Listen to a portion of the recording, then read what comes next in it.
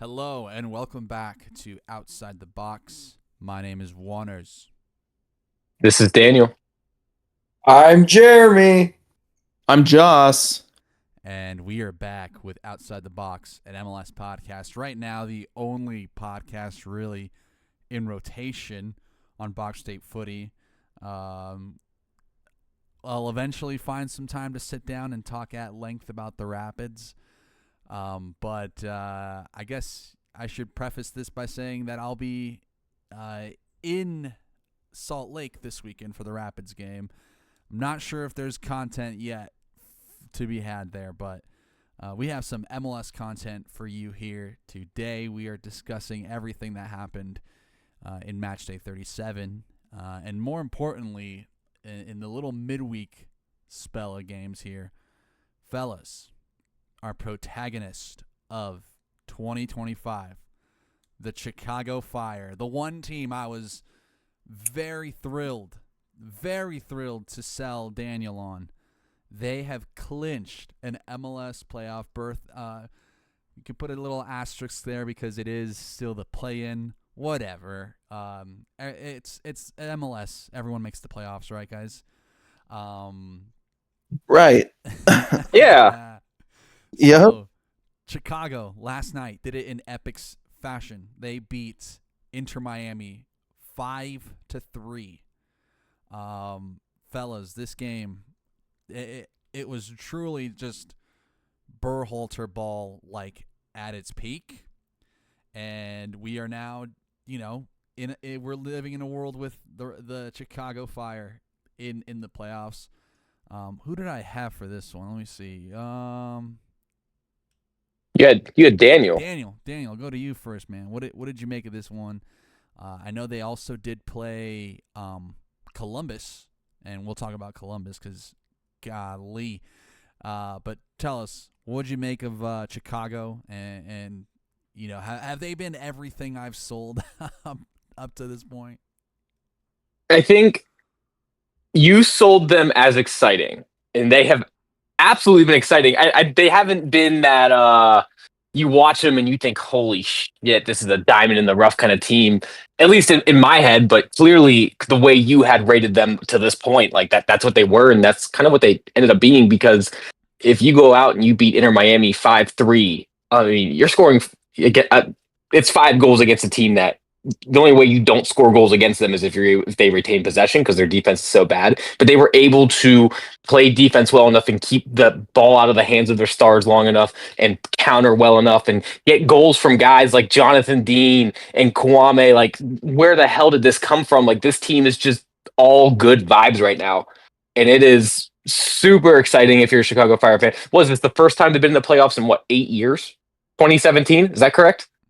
That is correct. That is the time of Bastian Schweinsteiger, Dax McCarty, Robert Baric. Oh my God, dude! Like Nemanja Nikolic. Nemanja Nikolic. Was Katai at that point there?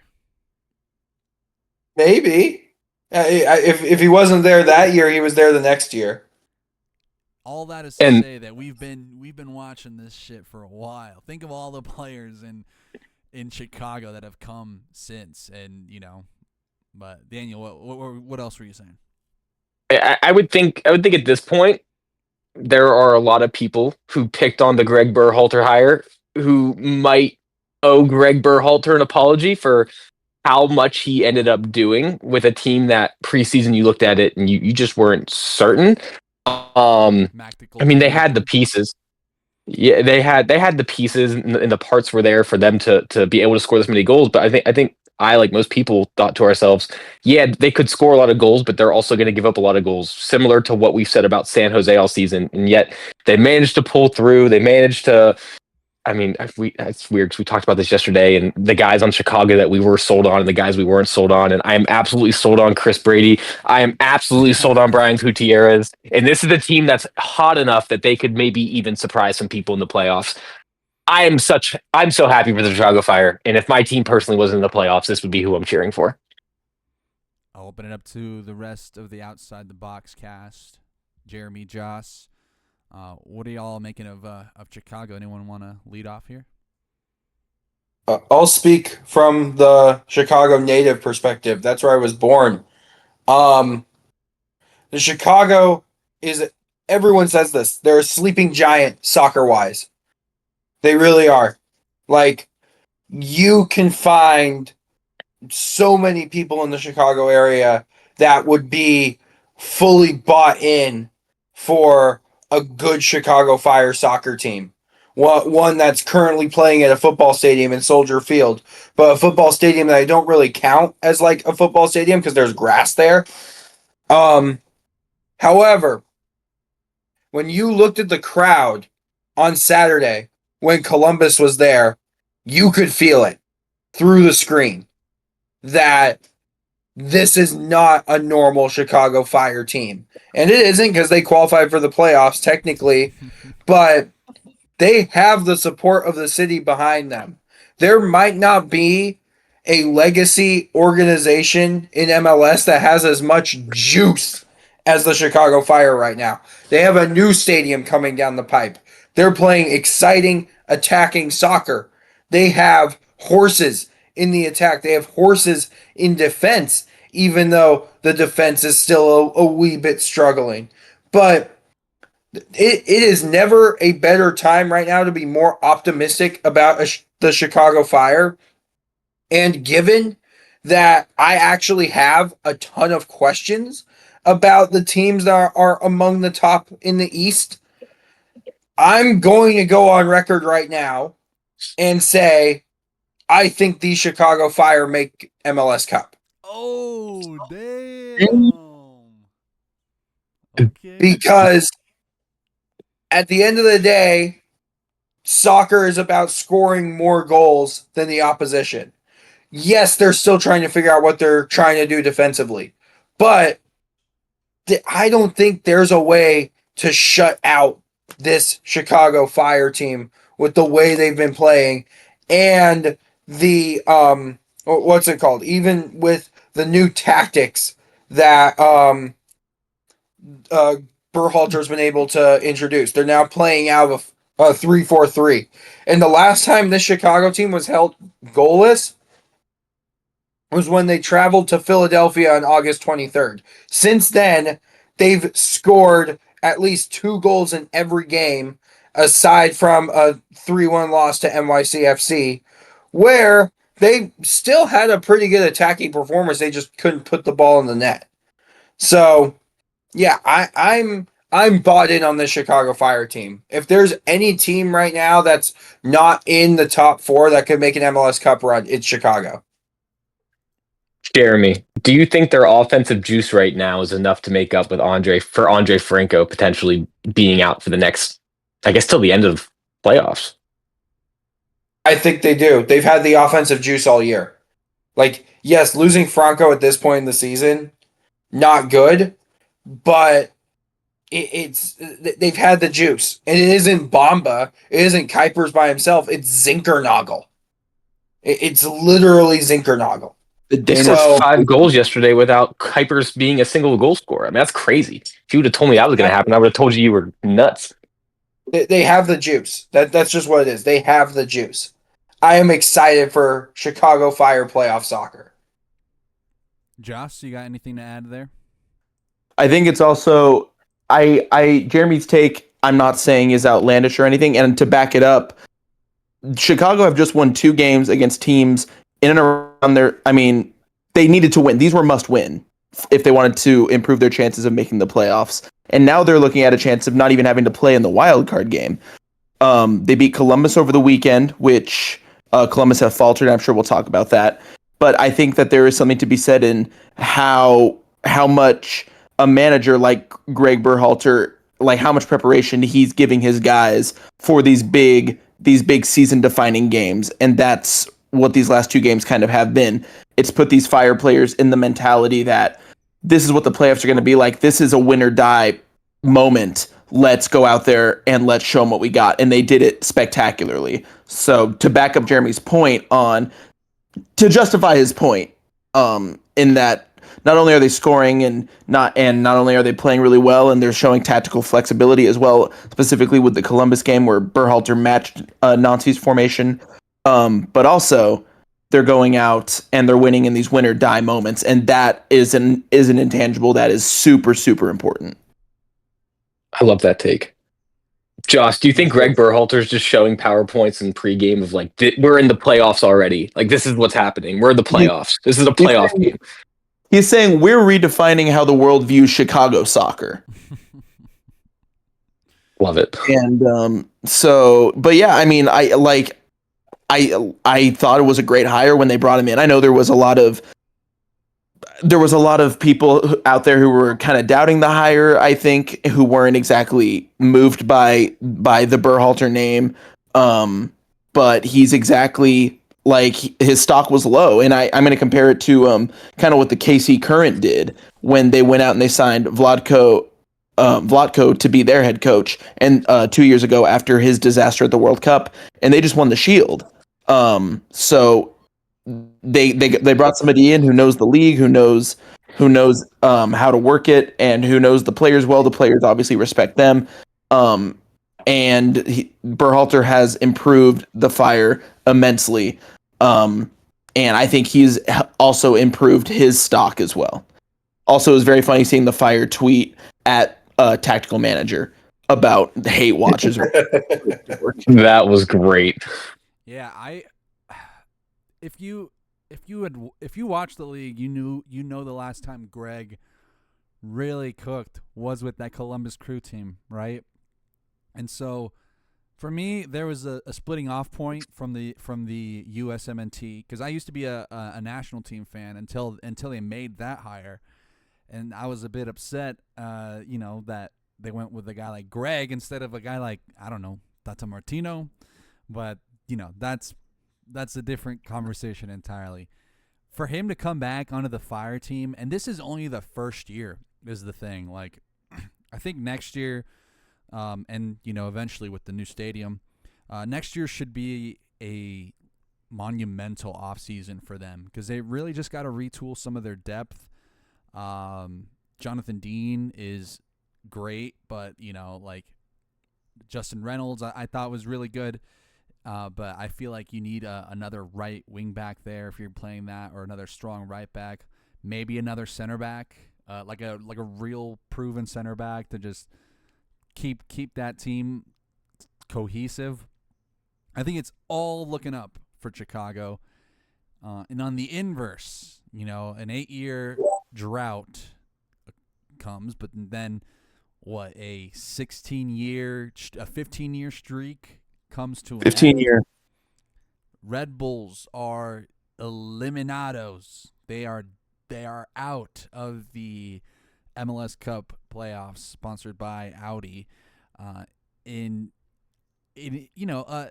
was just tough because they lost against their rivals at home, New York City, but they didn't get officially eliminated until last night, until Chicago officially clinched that. So, there had to have been part of them that kind of knew that this was, that they were about to be eliminated. And so I have a lot to say about New York, but I'm going to hand it off to Daniel first. I think he's prepared some words here. This is officially the last time we'll speak on the Red Bulls here. But Daniel, what do you got for us? We chatted prior to the podcast starting about the best way to send the New York Red Bulls off, and we split out a couple ideas about a proper eulogy, about playing Sarah McLachlan's Arm of the Angels on in the background and just sending them off. And I was actually told the Red Bulls don't deserve that kind of love. Not because of anything that the Red Bulls have done, but because of everything that the Red Bulls have done for themselves. I will say there are a few points of almost relief or like happiness, because you don't want to like celebrate in people's misfortune, but at the end of the day, it's a sport, and cold takes always stay around forever. I think it was week 10, I saw a tweet from an incredibly popular Major League Soccer account who should not be incredibly popular, that said something along the lines of, Maxime Choupo-Moting was cooking the league. All I'm saying is there are a lot of good strikers in this league. Don't get me wrong. Maxime Choupo-Moting is a good striker. He is not a fantastic striker, but he is a good striker in this league. And there are a few teams that we will talk about today that have gotten pretty far off the back of their prolific scoring. And this team is one of those teams that did have some of that juice, if needed, to score goals. And you would expect, if you have a better striker in that system, that they probably do score more goals. Because the most interesting stat that I've been put together, I think so, because they have lost 14 games this year. Like, if you look at their ties, draws, losses, they lost 14 games this year, and 9 of those games have been by 1 goal. They, with a better offensive approach, I would imagine, right? With a guy with a little bit more juice than Maxime Choupo-Moting, because why is a 36-year-old striker a DP in this league? I think they're probably not losing those games, and I think you need to go into this offseason with a different lens, because it seems like time and time again, especially over these last 3 or 4 leagues, that is a team with juice, a team with wealthy ownership, a team that can play ball if they want to play ball, and they are refusing to play ball. And their head coach has even come out and said that they are refusing to play ball and that he's stuck developing people. So, I mean, if they want to be taken seriously, they're going to have to learn to play ball, because other teams are starting to do so now and they're getting passed up.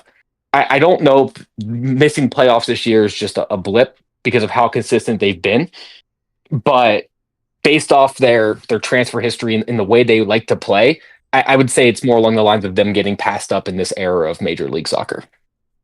So I had a nice eulogy written up.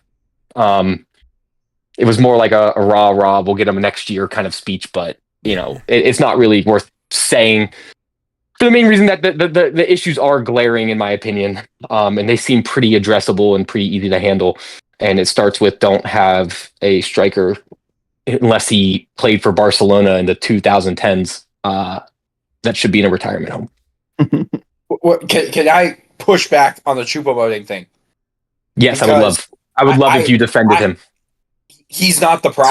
So I can hold this against you forever. No, he's not the problem, but he's not the solution. No, he's not the solution. The solution is getting an actual goal dangerous winger, which they had the opportunity to do in the summer. And they entered the second half of the season still on the 3-3 roster model without a third DP. Well, do you think it's almost like do you think it's like an LAFC waiting for Griezmann thing almost, with Timo and the Red Bulls? No, because you're still the Red Bulls and you can still sign someone else. Like, even like LAFC, the difference between LAFC is LAFC still goes out and get their guy no matter what in the summer. They always do that. Like, the Red Bulls do not get their guys in the summer. Last year, they got Felipe Carvalho, who was huge, gave them a signature playoff victory last year.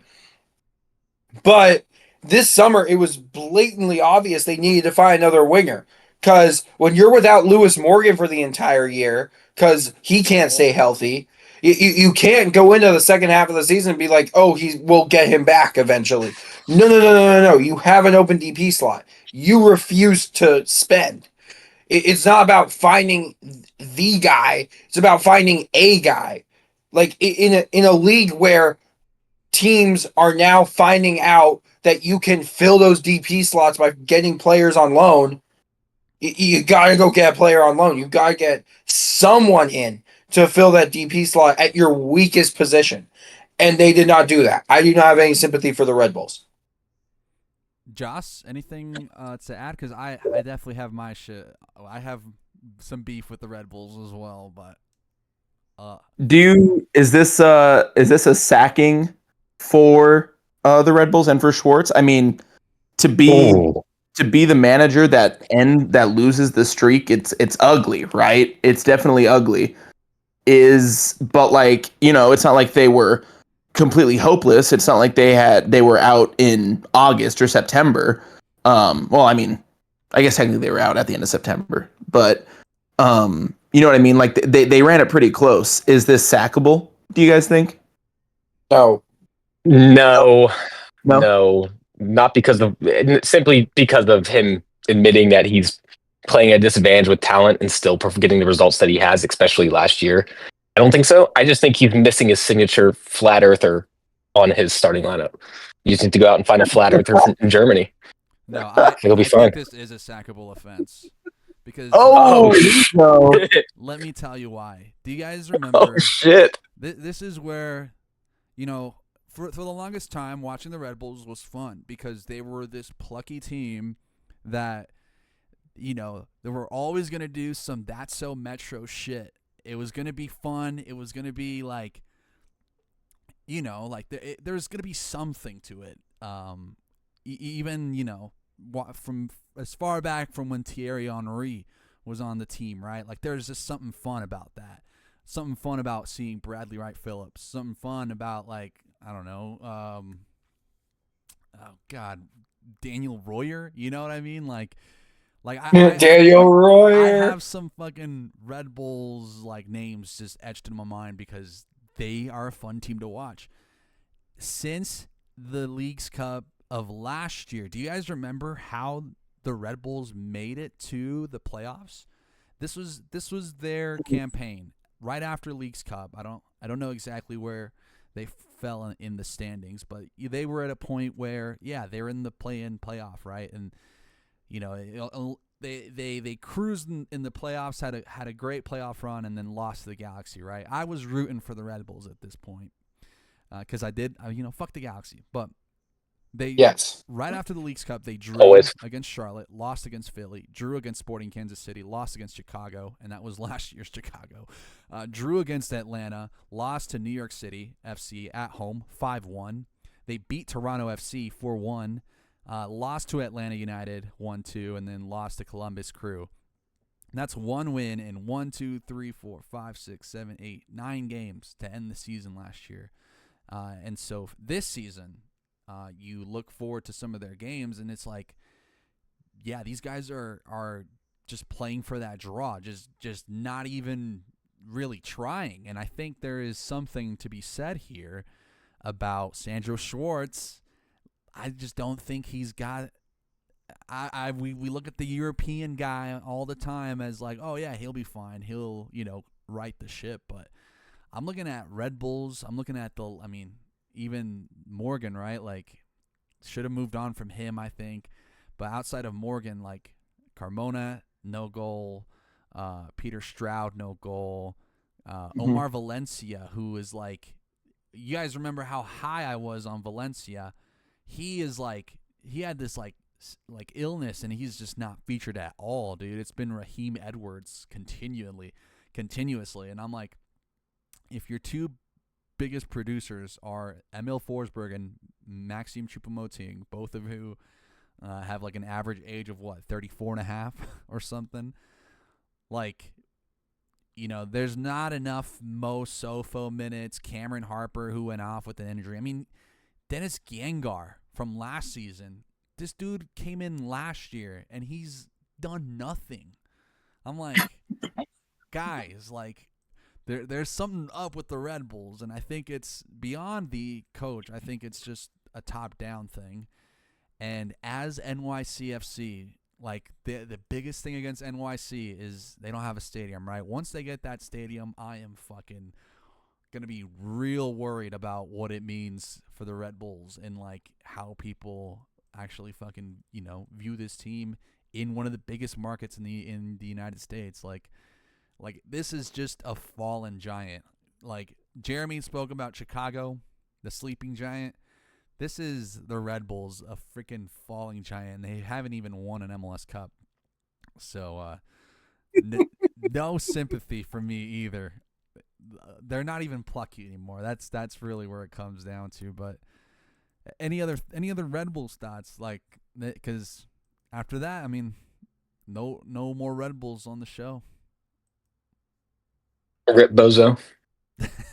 Yeah, they gotta do something big in the offseason, and it's front office more so than Schwartz, if I was to believe anything. And too many Red Bulls fans have zero faith that their decision makers are going to be able to get this right. So I feel like we are about to be in for a long stretch of just the Red Bulls being insanely mid.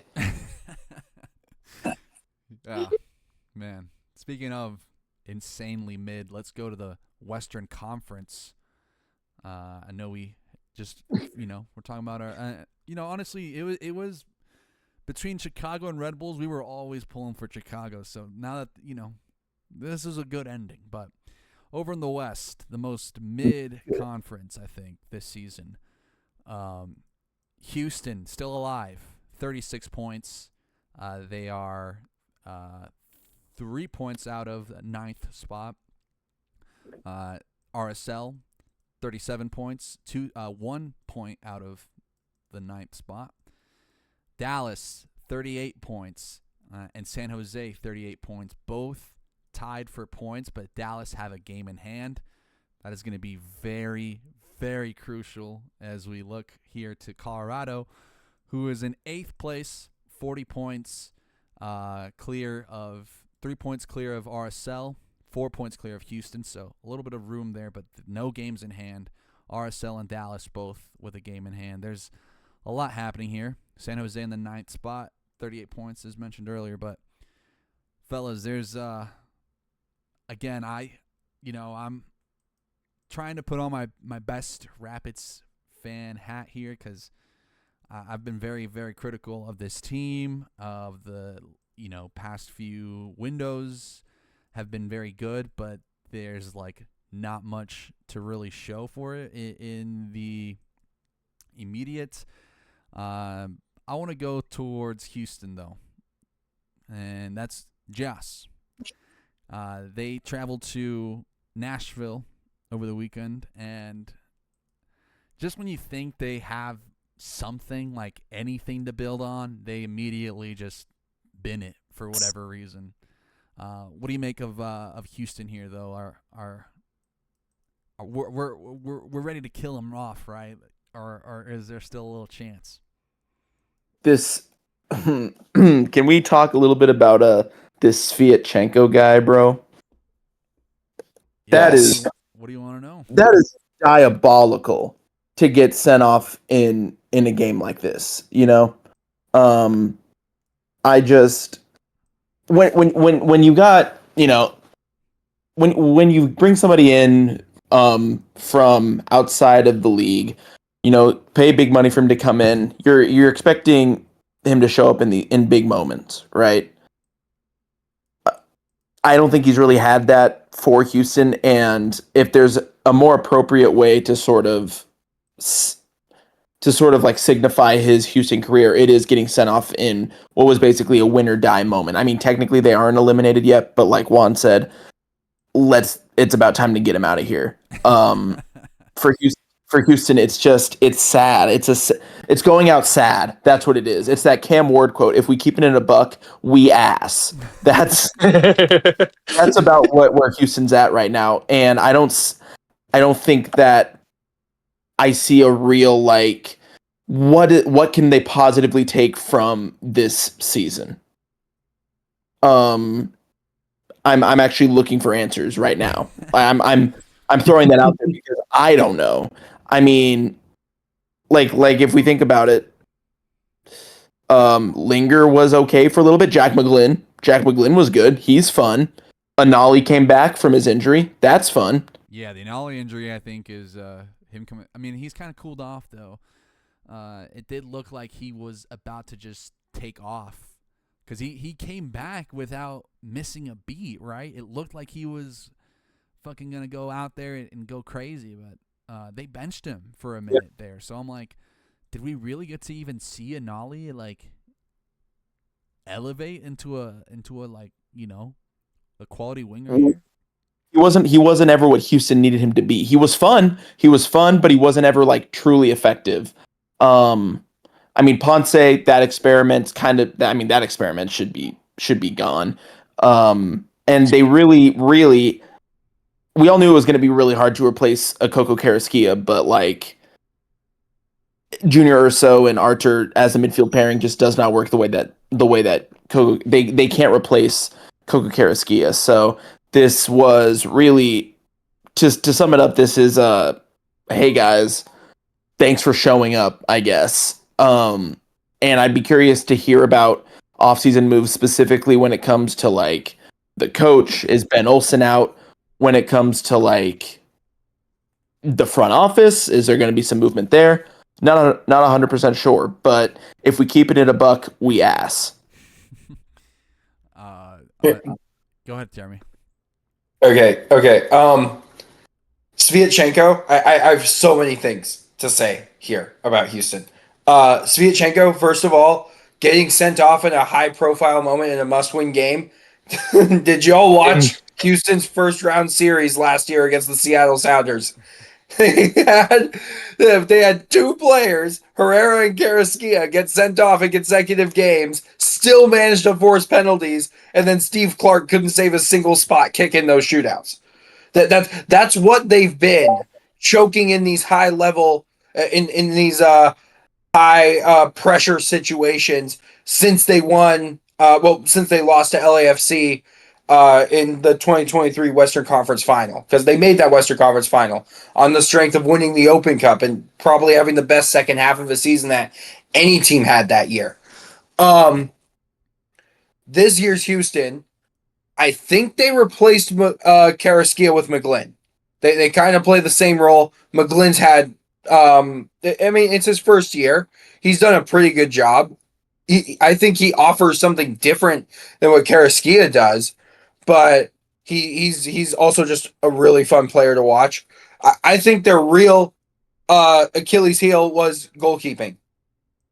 And I've been saying this for months. I don't know what the fuck they were thinking by bringing Jonathan Bond in and giving him every single available start over Blake Gillingham. That's what it is. When your goalkeeper is actively dropping you points because he can't save shots, that's the issue. And it does bring down that margin for error so much. I think this is a different Houston team and one that's comfortably in the playoffs if Gillingham is starting the majority of the season. Well, comfortably in the playoffs, really. Comfortably. Because once again, the game model is fine. I've liked the additions that they made. I think Ponce, for some reason, there's just always this over-analysis of Ponce and what he does. But Houston, I think it's also on them that Olsen and co aren't really playing to his strengths. The dude is a really good header of the ball. They don't put in a ton of, good crosses for him. It's basically Ponce getting that type of service, which he needs, and he hasn't been getting a ton of it. I think the Ponce and Houston, it's a really weird match that they've tried to bring together. But either way, there is enough talent on this Houston team to make the playoffs. There really was. And at the end of the day, I think it's just mostly bad goalkeeping. I'm fascinated, Jeremy, by the McGlynn and Carrasquilla play the same role. Because really, I think maybe on the field, they played very similar roles, but I feel like Carrasquilla was just nasty. He was just a nasty player, he'd do all those cynical fouls, he would pull people down, and it was the kind of player that you would hate your team playing against, but you would love if he's on your team. I'd hate him if he was on my team still. Oh, okay. Because he didn't always score or assist enough. He was just literally out there to be a pest. Yeah. Okay. Fair. Do you think that McGlynn, in that role, is how important would a personality like that be for this Houston team? Also, someone who is out there to be a pest, to go out, and that's for everybody. To buzz around and piss people off. What do you think? I think it would be important. I also think they lost the other player who did that in Herrera, who, despite being the most metronomic midfielder in the league, aside from Puig, but Puig once again played as a 10, Herrera played as an 8. You're missing that kind of guy too. And they didn't really have someone who could platform the attacks in the midfield. They gave a lot of responsibility to Artur, who is more of a 6. They gave responsibility to Brooklyn Reigns. I think you find a player who can do that kind of platforming, because McGlynn, once again, he's farther up the pitch. He's playing as that inverted right winger, that Karaskier role. I think you can find a player who can platform a little bit more in the winter, and I think it makes them a better team. Does keeping Ben Olsen as head coach make them a better team? After seeing the nonsense he did with the goalkeeper position, I wouldn't have a ton of faith in him heading into next year with Bond still under contract. So I don't know what that means for Houston in the future, but there are still areas of the roster that they can upgrade. But the talent on this team still said playoff team to me. I have been projecting a Houston downfall ever since Brendan Burke left, who was the assistant coach. That's right.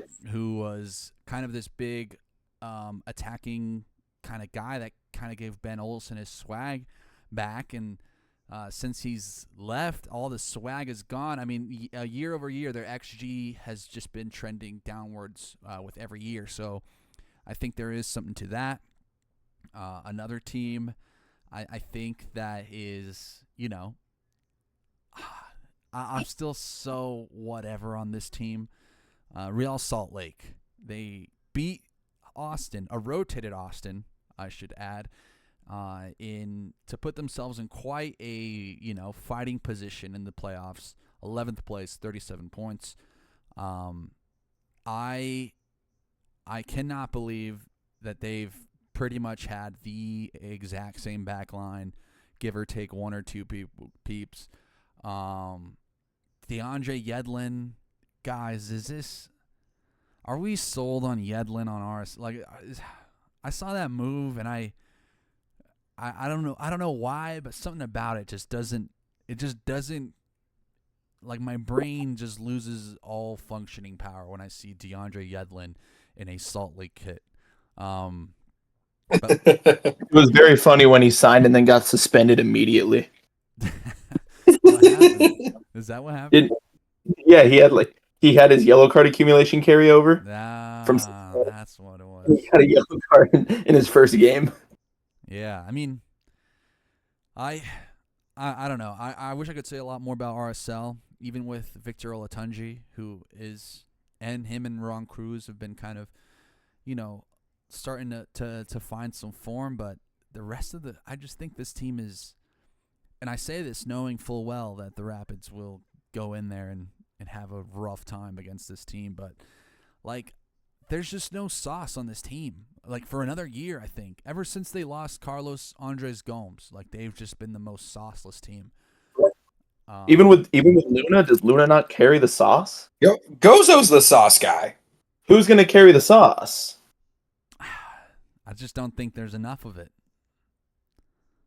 I mean, I like Olatunji. I think he's going to be next level next year, I think. If he can get some help around him, I'd like to see what Gozo can do, especially next year. And if they can hold on to Luna as well, I think that giving Olatunji a full season, it's just RSL. It feels like they got started too late. It feels like they were a car that never starts until you do it just right. You do the ignition just right. You push on the brakes a little bit. And that's the signing of Olatunji. That's pushing on the brakes a little bit. I mean, Willie Agata and Johnny Russell were not going to start this car. It just feels like RSL got started a little too late. Well, I'm gonna swing it over to Daniel then, because we got a big 6-point game. The Rapids have a big 6-point game against RSL. And Daniel, I had you on the Rapids this past weekend. Figured I'd get a different perspective about the team here. But if you're looking at Colorado and where RSL are at, RSL have a chance to equalize Colorado on points with a win this weekend. Daniel, if you were to sell stock in one team and buy in the other, who are you going with? I'm still buying Colorado Rapids stock because nobody was harmed more and nobody took advantage of a situation more than Colorado got harmed by Austin playing a rotated lineup and RSL taking advantage of it.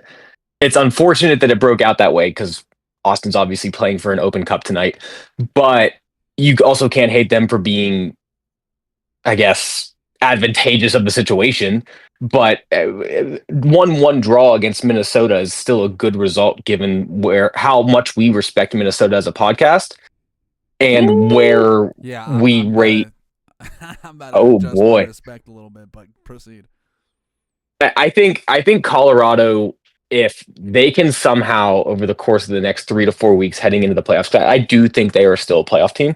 If they can figure out a way to get their, like, I guess we'll call it like their transition five, their Bassett, their Aronson, their Harris, their Ronan, their Atencio. Like if they can get those guys to click together, I think this could be a very, very dangerous Colorado Rapid team. Maybe not to the point where they're scoring a ton of goals, but where they're not making careless mistakes, where they're a little bit more dangerous, where they're holding the ball in their third, where they're not giving opposing teams the ability to attack and transition against them as often. I think that's really what this team's missing, and they have the talent there to do it. I think they're going to get a good result against Real Salt Lake this weekend, and they need to, God, because if please. things are going to look very, very dicey, and we're going to have a crazy decision day in the Western Conference, because we started this, we joked it, we called it the big conference, but yeah, it's a little bit it's not as exciting because you don't have the same level of star talent at the bottom. But I mean, these guys are still scrapping, and I think this Colorado team just has a little bit more of an edge just in the way they play and that talent there. But like I said, I'm just not very moved, particularly by the midfield pairing of Ronan and Atencio. I'm just not super moved by it right now. But I do think they are talented players. And a stat that Juanners dropped in, something that's kind of like stuck with me since he dropped it in on Saturday, was the usage of Cole Bassett last year versus this year. I think that's pretty telling about how they are in transition. Just seeing the big step back that he's taken year over year. I don't know how you fix that besides gelling that midfield and giving him the position to be more, I guess, direct. But I would love to hear your thoughts on it, Juanners. You are the expert on all things Rapid here. Well, the Rapids, I agree with you. The talent is just too good for them not to lose. But this team should be in a lot better position than they are right now. They had a really good 5-3-2, and they have not gone to it since.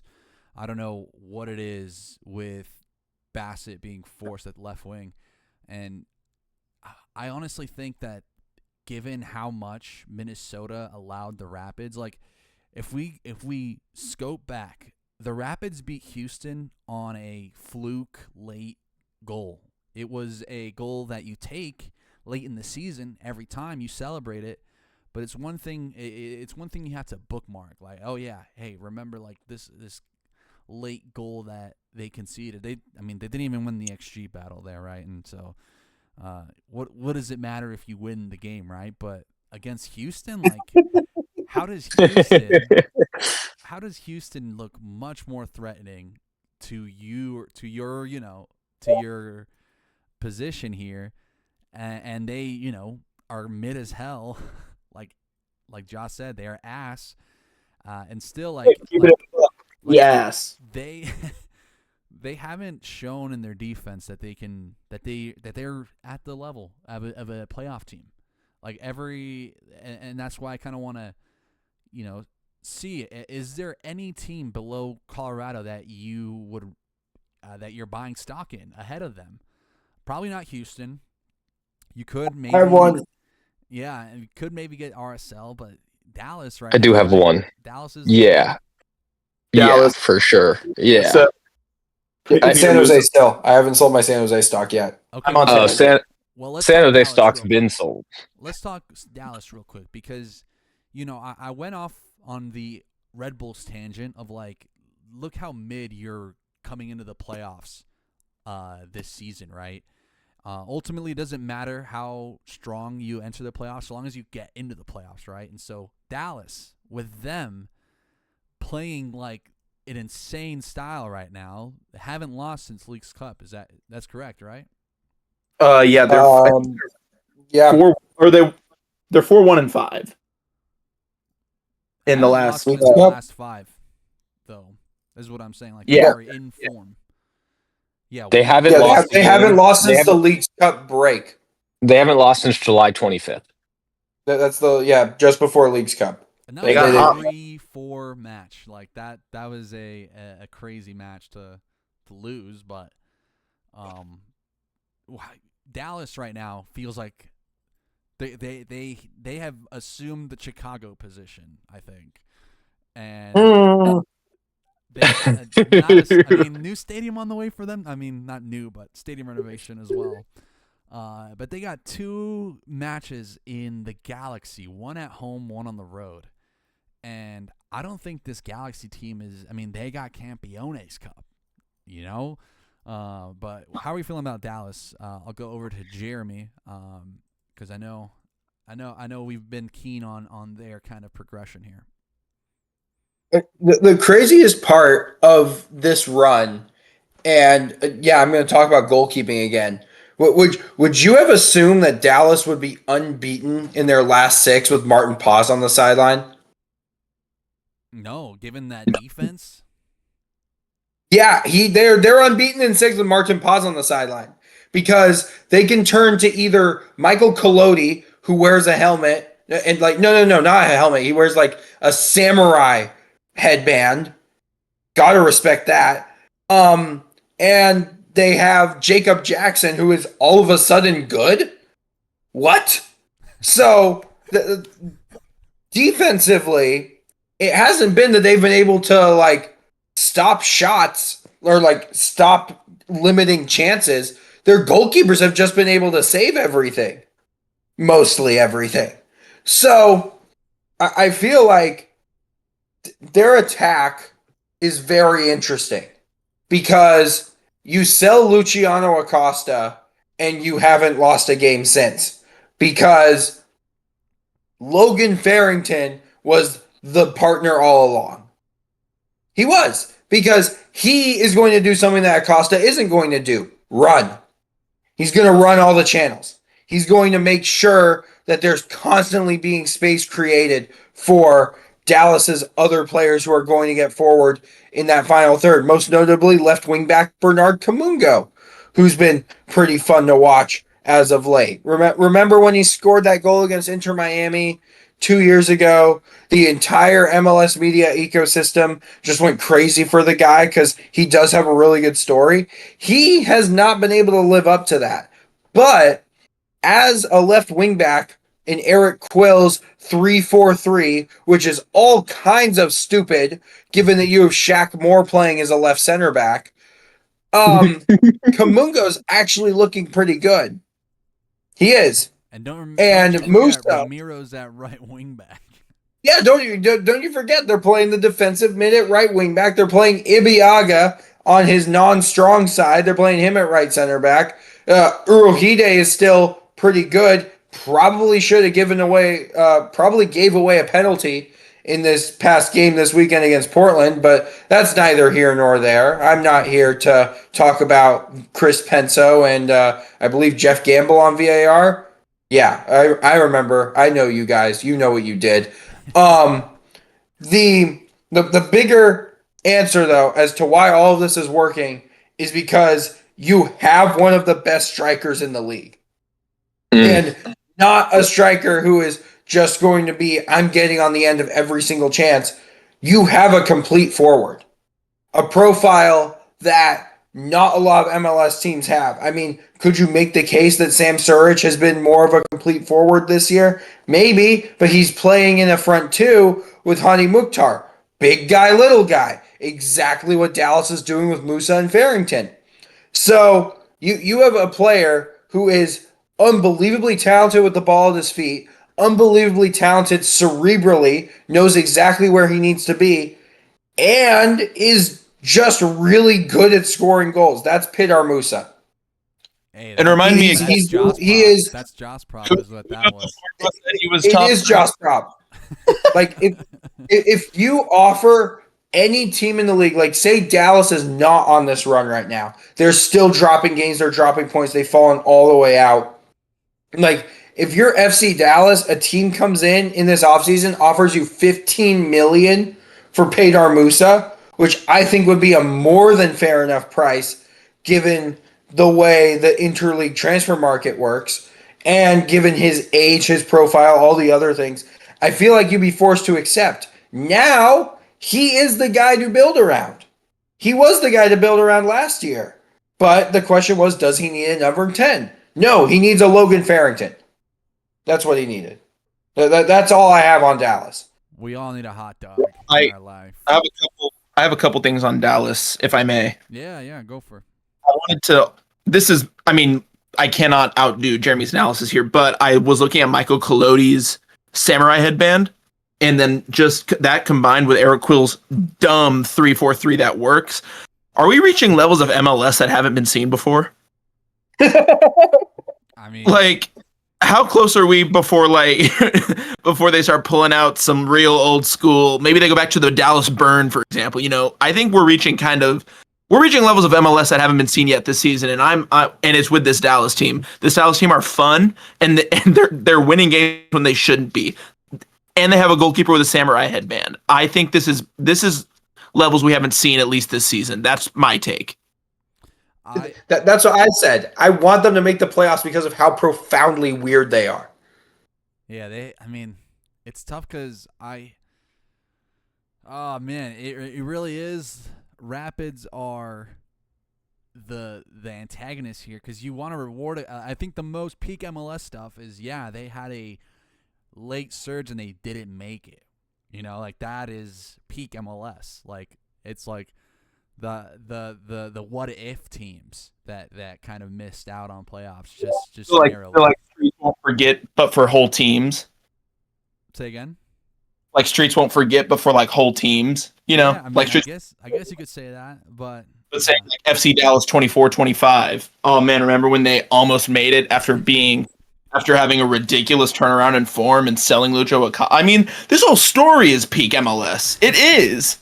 They sold their number 10 Lucho Acosta that they went out and acquired like 7 months beforehand in a huge trade deal that had the whole league rocking. He fails for them. Then they go to their academy and pull out Logan Farrington, who wasn't getting minutes the way that he needed to be. He turns out to be the answer to unlock also Peter Musa, who up to this point he'd been good, but he wasn't like outstanding or stellar or anything. And then they go to a 3-back that shouldn't work, but it does. And they have a coach that shouldn't work, but he does. This is an insane story. This is so peak MLS. They're gonna miss the playoffs, I think. No, we can't end it now. Well, there's one Cinderella's going for the ball. I mean, there's another Cinderella in the midst, bro. It's San Jose. How quickly we forget about San Jose, bro. I think I've never forgotten San Jose. Never. They're my boys. I mean, Jeremy, you said you haven't sold your stock yet, but I mean, because right now is your 8 and 9 San Jose and Dallas? Is that how you see the playoff picture shaking out? Why not? You know, it's so close, it's so tight that my feelings on this will change every hour. But right now, I'm feeling extra weird. And I think a Dallas-San Jose wild card game would be box office. Would that mean Colorado odd man out? Well, no, Colorado RSL. Houston doesn't even count anymore. Colorado odd man out purely because they don't want to defend. But I mean, I feel bad saying Colorado odd man out because this is Box State after all. But like the Rapids haven't played like they deserve it. Yeah, the Rapids haven't played like they deserved it. And if you're looking at the entire West below Austin, none of them have played like they deserve it since League's Cup ended. But somehow, because they're all just so terrified of the play-in that they just keep dropping points to try and either miss the playoffs entirely or not make it in the play-in, which I'd say Timbers influence given what happened in that game last year. I think that San Jose and Dallas have positioned themselves to take advantage of it because San Jose scores a ton of goals. Dallas doesn't want to allow any goals except by giving up 40 shots to St. Louis. So, God, what even is the Western Conference this year? Like It's mid. 7 It's so to 12. mid. All the teams are mid. It's so. But it's fun. It's like a mid But it's type so of bad. fun. Like Oh. the East is fun, bro. The East like- is it's like- fun. It's like going to Chuck E. Cheese at age 15. It's not for you. It's not for you. It's not fun. It's going to be mid. You're there for your cousin that you barely know. Hey, but you're gonna. But then cook you on that have- one little machine that you like. You're going to have Yeah. but you're going to have one game that is FC Dallas's 3-4-3 with Eric Quill at the helm, and you're going to be like, okay, things are okay. I'm going to be okay. But for most of it, for every FC Dallas 3-4-3, there's a Sporting Kansas City with Kerry Zavagnin in charge, you know? With fucking St. Louis, bro. I mean, honestly, it got old real quick when LA Galaxy was in last. Like they had a little Leagues Cup thing. It was like, well, I wanted them to be miserable forever. Why do they get a little action here? But man, fellas, I don't know how this weekend's gonna be very telling. It's gonna be everything for me. I have kind of accepted the result. I'm more so going to have fun, to kind of be absent-minded and enjoy like a probably the last time I'll ever go to Salt Lake. Honestly, like it needs to be squashed and finished. Let's stay in the West though, because we have Portland, Austin, and Seattle all vying. I mean, I guess for who's going to face each other at this point. I mean, it kind of looks about to be wrapped up there in that West, I guess. Because, I mean, are all these teams just fodder for the top teams in the West? Or are we thinking, Portland, Austin, could they make a little run here? I kind of, like in the East, I think you can just shuffle. Right, and you can spit out any kind of winner. The West, I'm like, it's one of the top 4 teams to lose. But of these middle 3 teams, I don't see any of them going into the play-in. Like, some teams in the East who are like, whoa, maybe they are in the play-in, maybe not, right? But Portland, Austin, Seattle, I think they're comfortably the 7, 6, and 5 in whatever order they, shake out. Or are we thinking Seattle pushes up further? Joss, I'll go to you. Seattle thoughts. What are you making of them? They're officially in the playoffs. I mean, my thoughts on Seattle are like they look gassed, right? They just played Cascadia rivals Vancouver to a 2-2 draw where it was like 2 teams that have been gassed by the season. Vancouver, because they were unexpectedly great, challenging for the Shield for so long, lost in a major cup final. Seattle winning a major, I mean, do we count Leagues Cup as major cup? They won a trophy. No. Okay, they didn't win a trophy. It's not a major cup. They played, they played a lot of games to make it to that final. Then they beat Inter Miami, Messi's Inter Miami, and that was a hugely emotional game for a lot of reasons. There were some suspensions coming in too, so hugely emotional game. But they look tired now, and we've seen it the past few seasons where teams make it to the Leagues Cup final, win the Leagues Cup final, lose the Leagues Cup final, however you want to put it, Columbus, Miami, and then they just sputter to the end of the season, and it's happened to Seattle. So my thought on Seattle is like they look tired, man, and you do not want to be the team that's tired, that's sluggishly making it into the playoffs because you're priming yourself for a first-round exit. Yeah, I mean, We can only be so lucky, right? Their final few games are also pretty tough. They host Portland, host RSL, and then they go to New York City. RSL would definitely going to have that chip on their shoulder after beating the Rapids. I can already see it, but Dear God. I also think they were without Obed Vargas. I'm willing to kind of give them that little bit of leeway.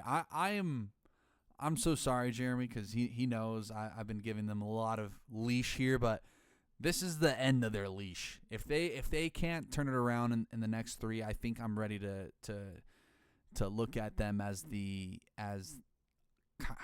I don't even know if first round exits in the cards now, but I could see them losing all steam here in preparation for the playoff. You know what I mean? Like, well, we're in, so may as well just draw Portland, draw RSL, they're in the Red Bulls position now. The personification of that exhaustion is Christian Roldan, who has basically played in every game this year. And that's every game, including Club World Cup, including Leagues Cup. Like, they have not been able to find another player to spell his minutes. Schmetzer does not trust any of these other midfielders, none of whom, aside from the injured and hobbled João Paulo, is another 6. So they were desperately needing another midfielder in the summer. They did not get that other midfielder. Now Obed Vargas is off at the U20 World Cup. Congratulations to him. He's a very good player. He was the 8. He's supposed to be the partner. I anticipate that he's going to play as the 8 this weekend alongside Roldan when they host Portland. Because I didn't even say who. That's Snyder Brunel, by the way. Snyder Brunel is going to play at the 8. He's now the new Obed Vargas because he's now like the new really young midfielder who does everything right, blah, blah, blah. Who cares? We've seen this before. Snyder Brunel is probably going to be that starter at the 8. They still don't have that starter at the 6th. In this Vancouver game, Yamar and Alex Roldan both go off in the first half with injury. They both were already gassed. They played a ton of minutes this year. Alex Roldan in particular, who's probably had his best season in Seattle, if we're being honest, on a game-to-game consistency basis. Really underrated part to how they've been playing, and particularly in Leagues Cup. He was outstanding in Leagues Cup. So you don't even have a natural replacement for Roldan right now, because for Alex Roldan, KKR. You don't have replacement for both Roldans. KKR. Shit, I forgot about him because they just have these guys now. God, they're so annoying, aren't they? It's down to whether or not they do have the legs and whether or not they're injured legs, because they have been dealing with a lot of injuries since Leagues Cup ended, most notably De La Vega, who somehow won the Golden Ball for scoring 1 goal. Whatever. You have Ryan Kent, who's been a non-factor and who's also been injured. Rusnak is now finally getting back into health. Jesus Ferreira is mid. So I feel like this is where they have to really test their legs. And their season was built for the middle. They were built to make a run in CONCACAF. They were built to make a run potentially in the Club World Cup. They were built to win Leagues Cup, ironically. They were not built to contend for MLS Cup this year with all of the games they had on their schedule. So that's where I feel like I'm with Juanners. They're pretty much out of gas. But watch them win that fucking shit, bro. It's gonna piss me off. Please no. Don't even put that into the air. Daniel. Before this U.S. Open Cup match, you tweeted out Nashville SC for a quality team build, better top end talent, more fun style of football, fun manager, first trophy with a rabid fan base who's grounded through the mud. Austin FC for the memes. I know you're watching the U.S. Open Cup right now. Can we? Yes. And I see this little update here. Uzuni missed a pen. What does he, yes, he did. even do? What does he even do? Tell us about Austin, man. I know you're feeling a bit good about them last week, and you know they rotated here against Salt Lake, and that's fine. They're in this cup match now that that we have said was Nashville's to I don't know where the disconnect here is for Austin. We said Nashville would win. I probably shouldn't be saying that before the game ends, but they're up 1-0. I know what 1-0 still. Come on, Daniel. What are you making of Austin? And is a potential hangover imminent here if they have a loss here? What are you thinking about, Austin? This team, in the way they play, does scream hangover if they lose this game. Obviously, you can't look too much into that RSL Austin FC loss. They rotated incredibly heavily. That on paper was a game they should have always lost. It's just this team has gotten so good at grinding out close results, whether they're draws or 1-goal wins, that I just find it hard to think that hangover would come, because I think what we've witnessed this Austin FC team do over the span of the back half of the season, because the very beginning, I mean, they weren't scoring goals, they didn't want the ball, they were playing it like essentially like a Minnesota United light. And it now seems like they're more comfortable in possession, and yeah, they're still not scoring goals, but they're limiting the chances teams have against them, and that's a big proponent of this. They're also competing for seeding. They're not really at this point. They're out of contention for a home playoff bid, but they're playing to really for matchup sakes against Portland, right? Do you want to play against the third seed or the fourth seed, and which one makes you more comfortable? So I still think that the Austin team has a lot to play for. I think they deserve to be where they're at. I think they're going to finish 5th or 6th, depending. But sorry, 6th or 7th, not 5th or 6th. That would be crazy. That'd be a big jump in points. But and it really comes down to them or Portland. But I don't see the hangover coming. I can see them being a team like the New York Red Bulls that can either kill you in the playoffs, because it's like, where the hell did this team come from? Because they haven't scored goals all year, and you have to think that's got to come eventually. And they also seem like a team that could be a first round playoff bounce because they can't score goals. And I was looking at their stats prior to this, and I'm gonna read them off to you. This must be the only, and I have to look this up, and you could probably fact check it based off how many monitors you have up right now, Juanners. But this has to be the only team that's in a top 6 position where your leading goal scorer has less than 10 goals. Your leading assist person has less than 10 assists. In the top what? In the top 6 of both conferences. Okay. When Portland passes them, it'll be Portland. I was But going to say, unless Anthony gets 3 in the next, gets that hat trick, right? The elusive hat trick. I'm looking at the East now. Oh, that's right. So it's just like it's a team that has struggled to score goals. They have goal scorer potential, though. What does he do? It's just like, can they put it all together? I expect them to lose to Nashville today, simply because Nashville's just a very good team, but it's a cup final and they're home and anything could happen.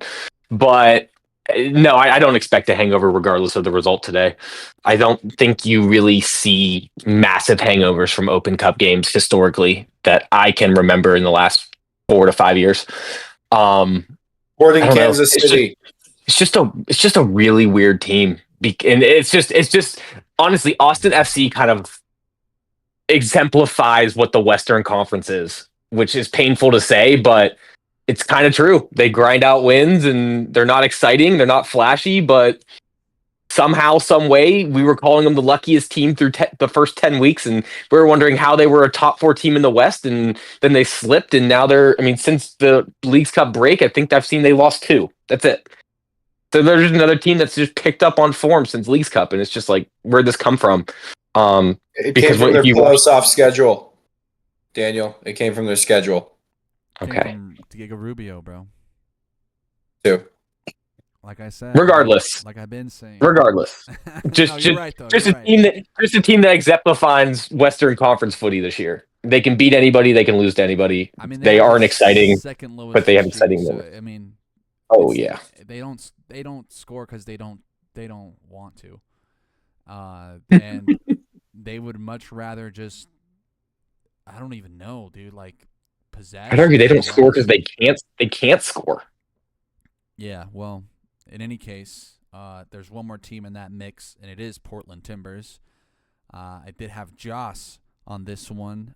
Timbers, man, they had every reason to beat Dallas that weekend. I was really expecting to see that 3-2 come by, but it just feels like Portland's cooled off, in a way that they also are in the Red Bulls situation where they're just gonna be a bitch to play in the playoffs.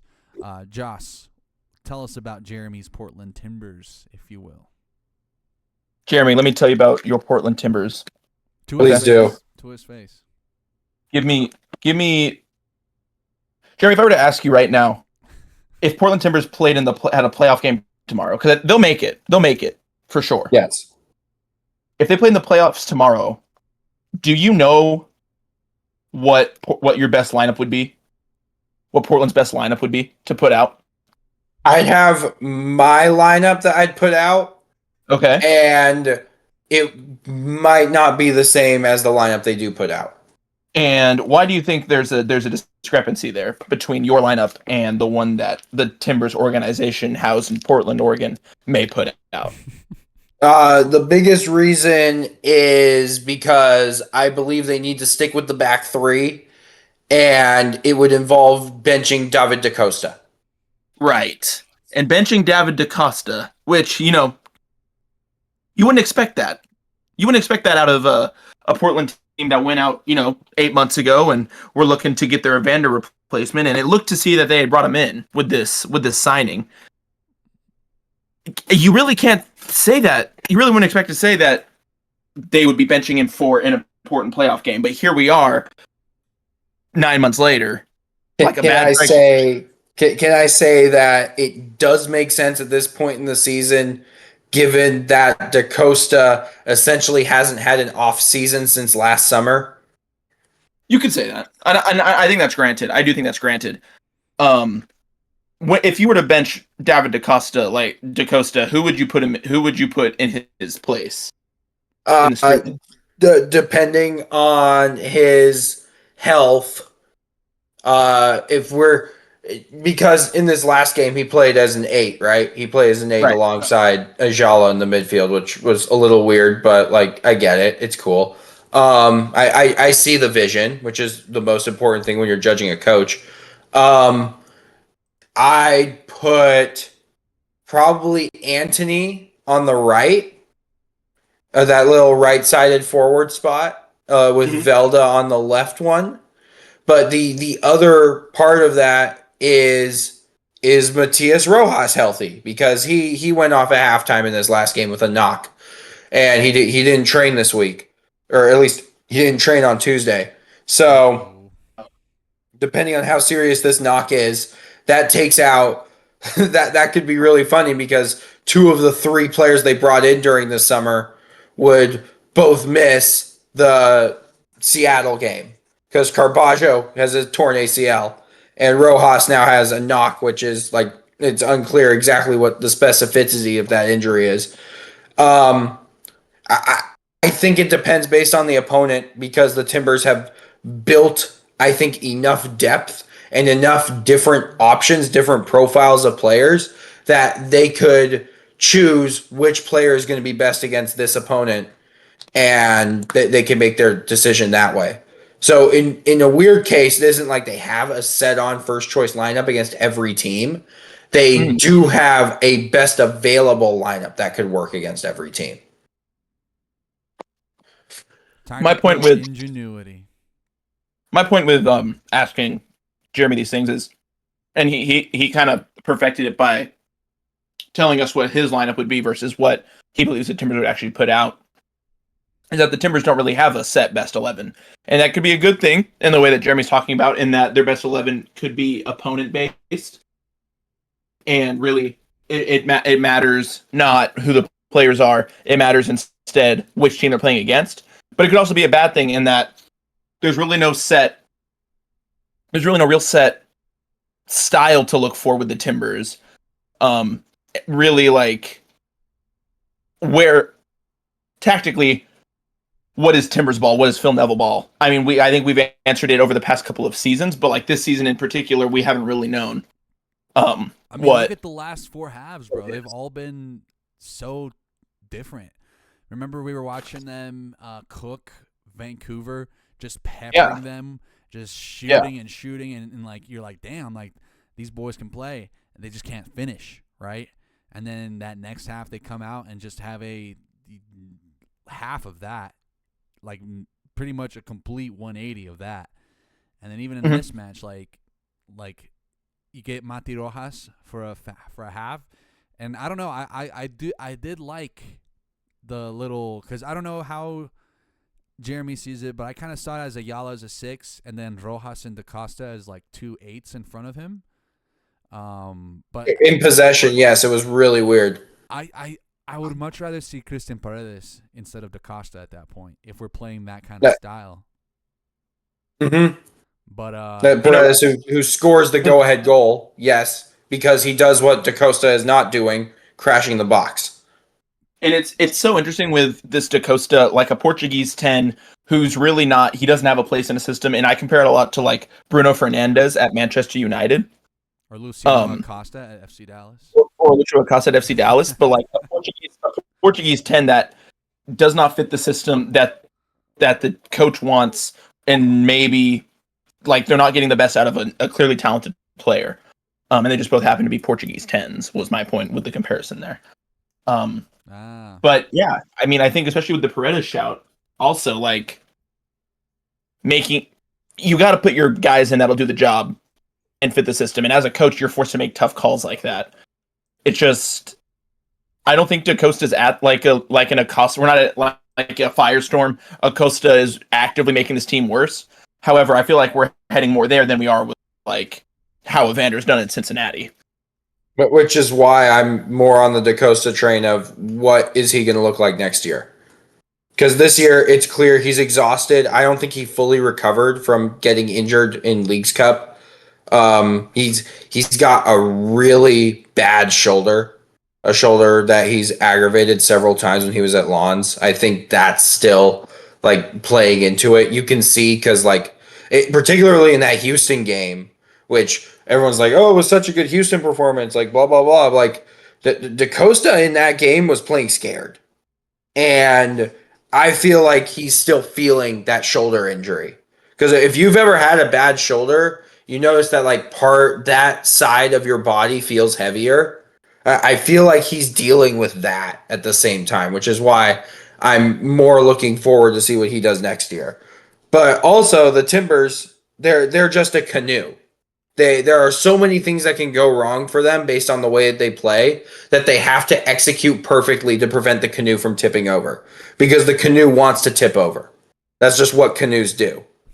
So because they have so many things they have to get perfect in order to win a game of soccer, that's the problem more so than like DaCosta underperforming, or like it's just them missing their chances like they did against Vancouver, like they did against Dallas, like they did against like Houston, I guess to a degree, even though they didn't create a fuck ton of chances against Houston.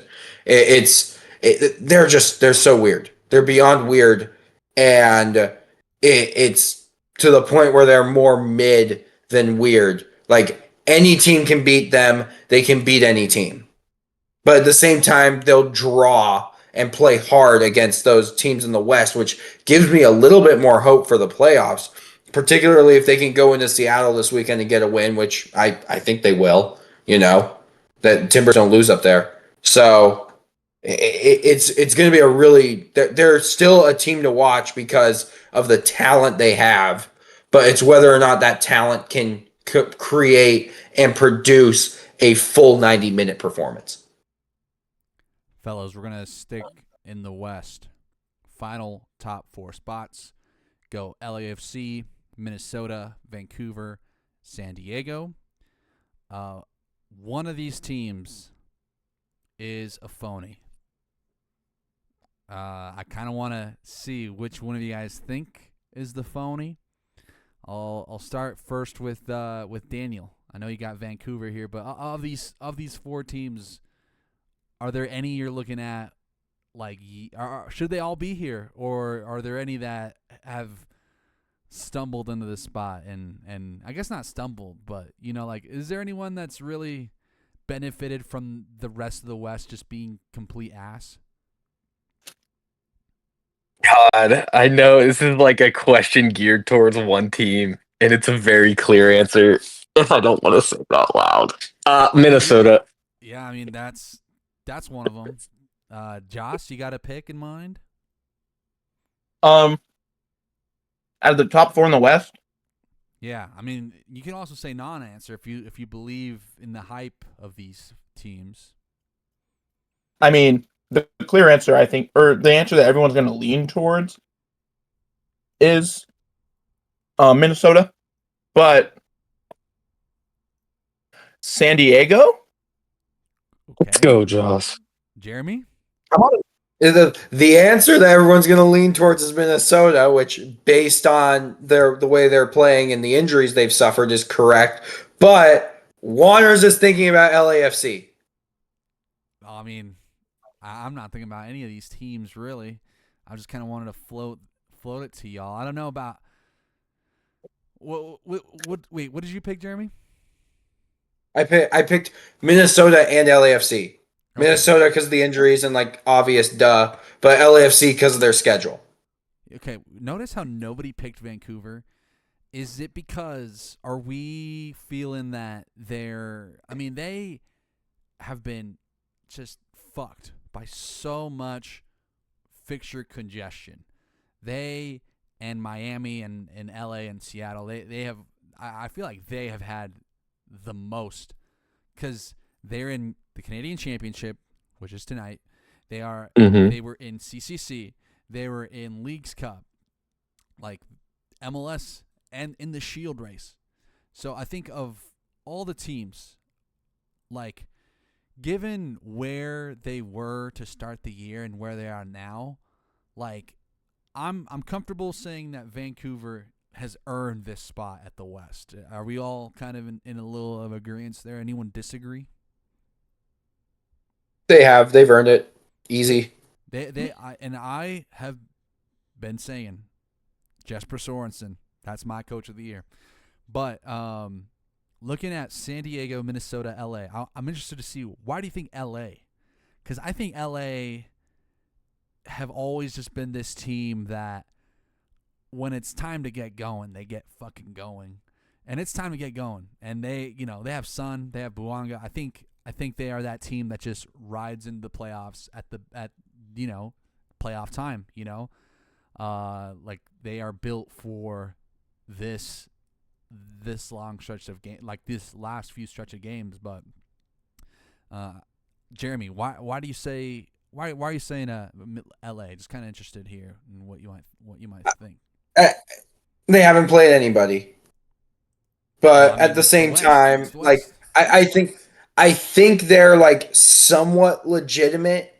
Obviously, because they can just score a ton of goals and they have a really good team. But like the hallmark of the Cherundolo era, which is coming to an end this year, is just the inability to get it done in big games.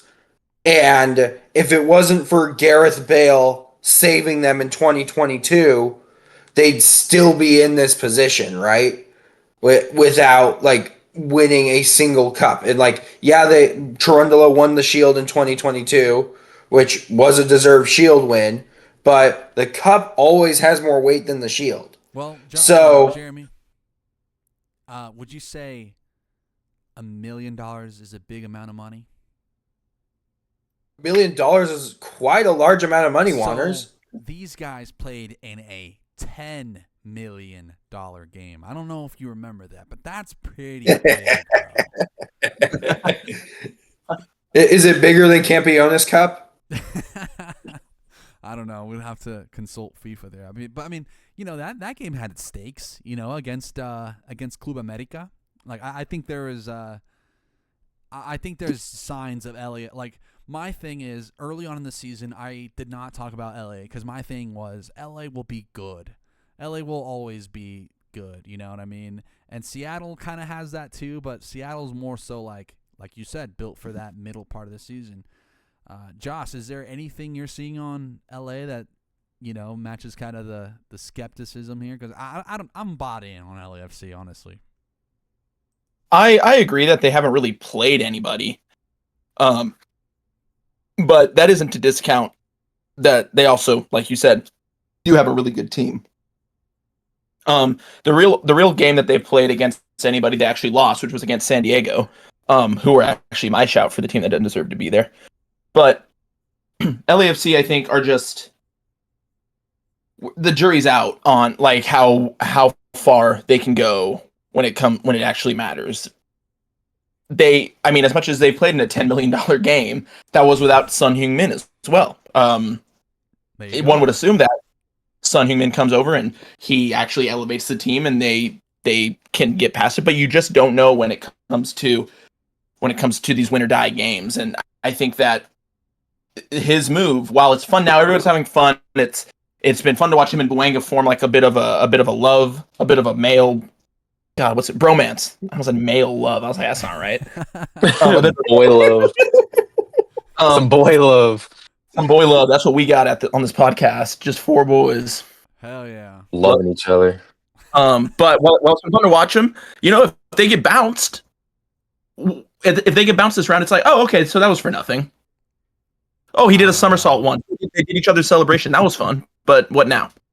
I think they're my pick for Western Conference final reps, but have to see, bro. I mean, with Dolo, there is a bit of romance with it being his farewell tour and everything as well. Everything must come to an end. But everything must come to an end, and maybe it'll end on a high for them, or all we'll have are Sonny's somersaults with Boanga. Who knows? Yeah, I forgot to say I'm a big Tottenham fan. No, I'm just kidding. Finally, okay. LAFC still have plenty to play for, so I mean they're definitely earning top, I think, bigger marks here in the West. I don't know if they're pushing for that shield yet, but San Diego, Minnesota, one of these guys, I think, if not both, I think both of these teams have just really benefited from LA Galaxy having a historically bad season. They've benefited from Seattle just having, a bunch of fixture congestion. Because outside of that, I mean, Seattle and I don't even want to give LA Galaxy, but I mean, everyone was thinking Galaxy, right? That they were going to be up here, right? Even like the historic drop off here is worth like, hey, you're in someone's spot. You're in the Galaxy spot. I think that San Diego is gonna like that shit's gonna hit next year. Minnesota, dude. They sold Taniela Washei, and then Kelvin Yeboah has been gone.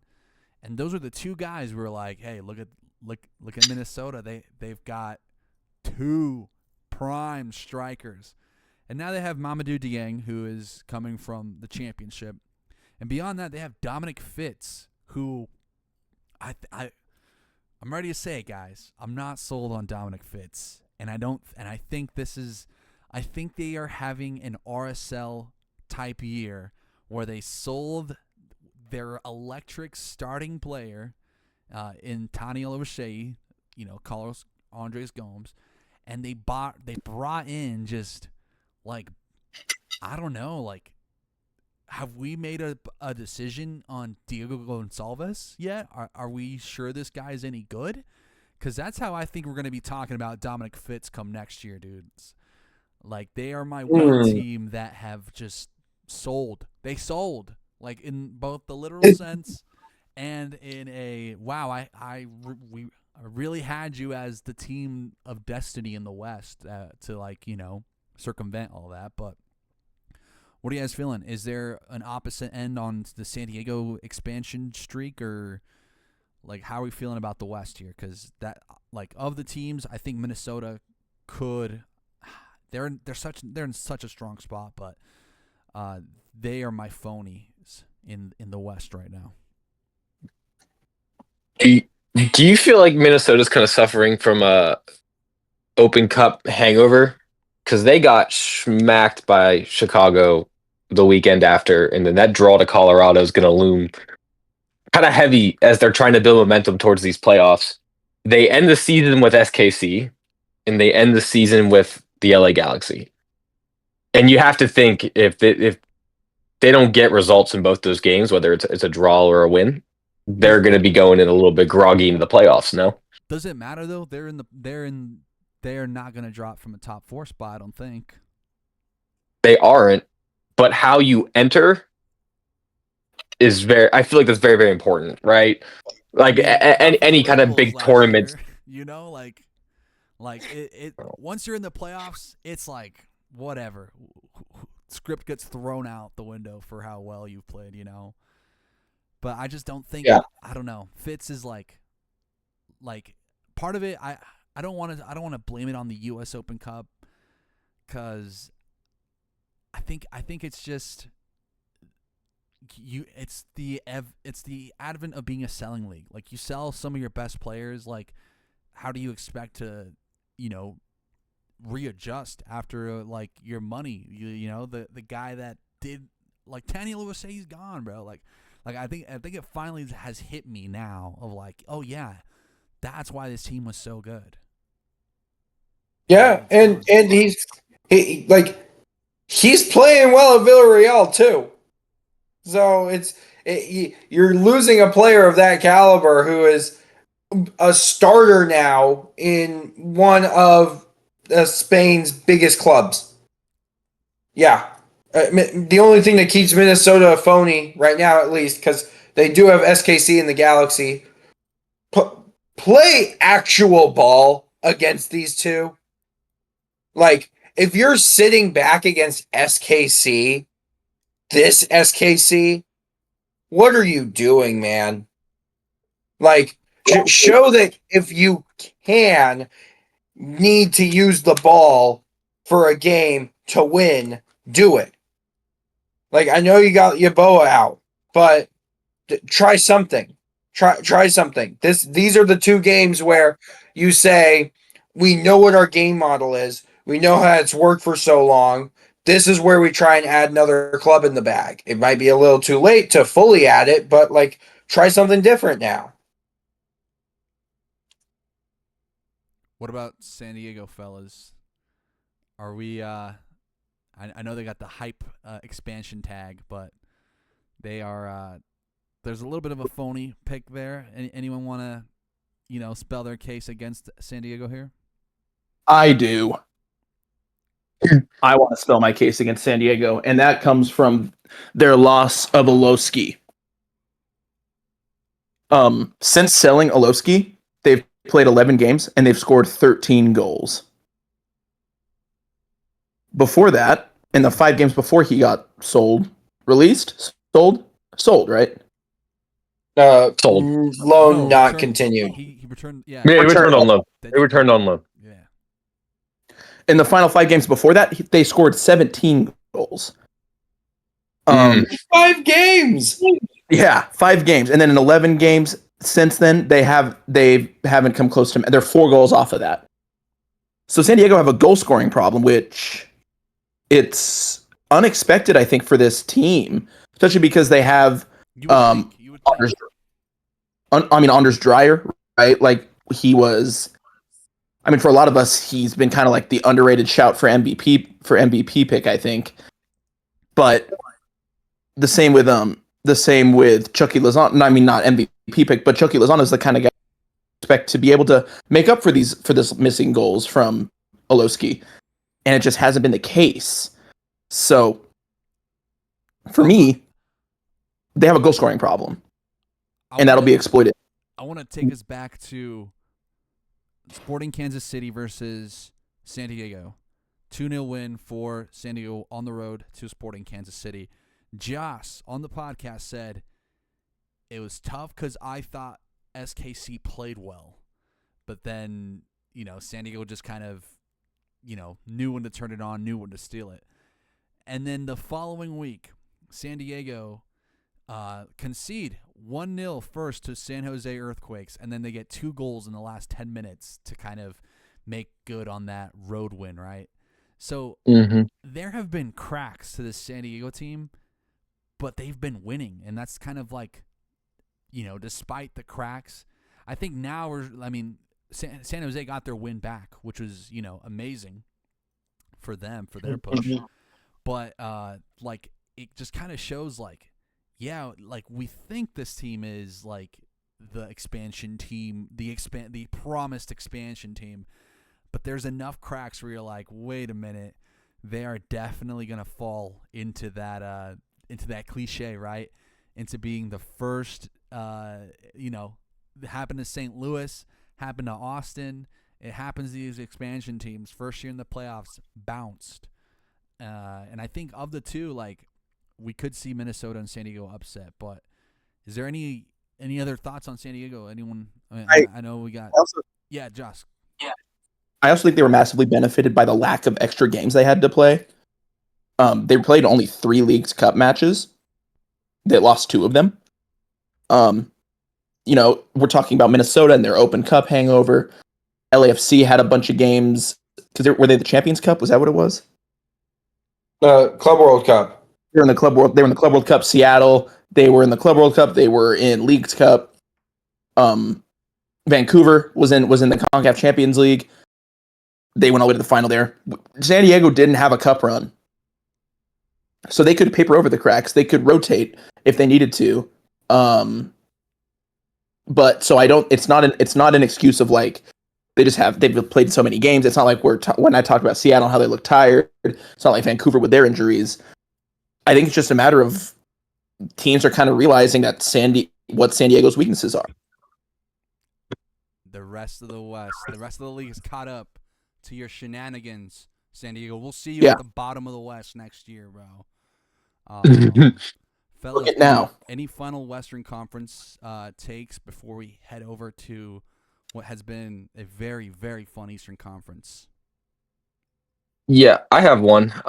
It's more of a question for you guys. Would you guys say at this point, and this kind of looms bad for the Western Conference and its potential to have some explosive games this playoffs, but would you guys say the Western Conference, the teams that have qualified, have had a score, like a goal scoring issue, like overall, outside of Vancouver, the LA Galaxy or the LAFC and San Jose, maybe?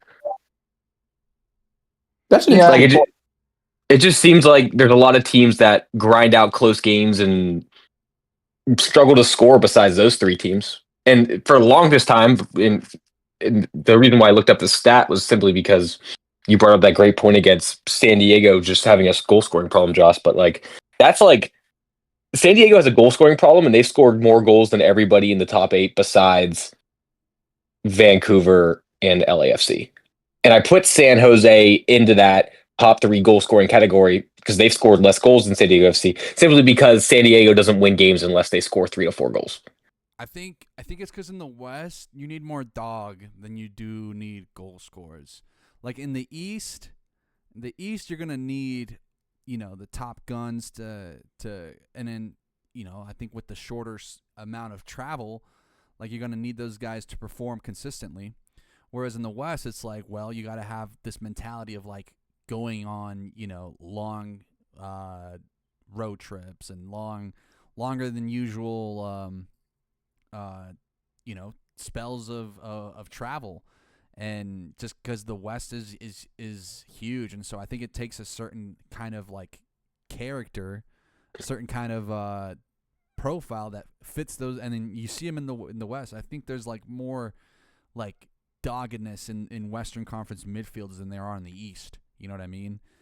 But the East has the better attacking talent. Like over there, it's a lot more tactics and chess. In the West, it's like, all right, who had a good breakfast this morning, But that's really fascinating, and I just looked it up. I looked at the top 10 goal scorers in MLS. 7 of them are from the East. Yeah, I mean, can you name the 3 that are? What's that again? Can you name the 3 that are from the West in the top 10 of all time? Landon's on there. No, just this season. I can name 2 players that aren't in it. Bouanga for sure. Bouanga, Dreyer. Joveljic is. I think Jovelic's 4th in the MLS in goal scoring, isn't he? He has 18 goals. Bouanga, Joveljic are both correct, and then there's one more, and it's not Dreyer. Musa. Oh, it's not. Oh yeah, he's cooled off. It's Peter Musa. Oh. How many goals did he have? 17? Is that 17 right? With 2 penalties also. It just goes to show. Just for furthering my agenda. But also, I think I like this discussion a lot, Daniel. I think that's a really interesting point about like the levels of goal scorers within both conferences. And the point Juanners makes, it feels like the West is still kind of in MLS 2.0, maybe 2.5. In that, Everybody but LAFC. yeah, everybody but LAFC, but like it matters what you had for breakfast that morning versus the East, I which think had teams play down to their opponent's level. And then Yeah. it's like Minnesota that's like, all right, well, here's our level. It's counterattacking. Like, we're going to give you the ball and good luck, because how many Western Conference teams actually do shit with the ball? You know what I mean? True. Even LAFC would much rather chuck and forward it to Sun and Buanga because they have the ultimate transition threat. You know, it's like the West isn't where you go to build. It's where you fucking go to grind. Yep. Man, I'm going to put that on a t-shirt. It's like the you guys know those memes that are like, it's like Pep Guardiola and he's like playing with the whiteboard and he's like explaining things really a lot, and then like Sean Dyche comes in and it's just like, just hook it to the big man for fucking I that's mean, the East Minnesota, versus long throw, right? Come on now. that's the East versus the West. I love it. That's so funny. Yeah, we're gonna rename the Western Conference the Stoke Conference or some shit. The 4-4-2 The cold Stoke. rain night. R- the best. RSL is the MLS version of Stoke City. You can't change my mind on that. Let's head over to the East, fellas. Let's actually, come to the dinner table with a nice steak instead of we got our hot dogs in the Western Conference. I mean, even the fucking striker Logan Hot Dog Farrington, right? It's time to talk about the real stakes, because there are stakes in the Eastern Conference, y'all. This is Nice one. yeah. That was good. I had to. We talking T-Bone? We talking something. Definitely tri-tip, but I couldn't find a top three there. Is it the fact that maybe? No. I was gonna say the top three teams in the East are the top three teams in the Shield, but San Diego and Vancouver right there. So I want to open it up to y'all fellas, because we talked about Chicago. I want to start them on Columbus here, because they are they are in the playoffs, right? And from now on, it is just going to be a seeding battle from 1 to 9. And so I kind of just want to open this up as a general Eastern Conference talk, because you can convince me on any of these teams. And Jeremy went as so far as to say that Chicago will make that elusive MLS Cup final, but I'm gonna open it up to each of y'all. We'll go to whichever team you're really feeling here, and kind of we'll see where it goes from here. Kind of a little bit off the rails, but I can't remember a last time that 2 weeks out of the season and the Eastern Conference playoff teams have been decided. I'll go over to Daniel. I know you may may want to go Charlotte, may not. I'm interested to know your Eastern Conference team here to kind of really be on the lookout for. Who I think the team to beat in the playoffs will be? No, I mean these teams, I feel like they could end up anywhere, right? So it's just kind of like, which team do you think is like gonna make a deep run here? Where are your dark horses? Like who's, because all of these teams to some extent are dark horses, yeah. But is there one team for y'all standing out in the East that is gonna do the thing, do the damn thing? I think Orlando City is probably the best buy in terms of value for their stock right now, simply because they have so many ways that they can kill you, and they can beat anybody the same way that they could draw anybody. Like they drew DC United, right? They've had some massive wins this season, which tells me that they can compete against anybody. I really like Pereira's style of ball, and I really like Ojeda. He's one of the best players in the league.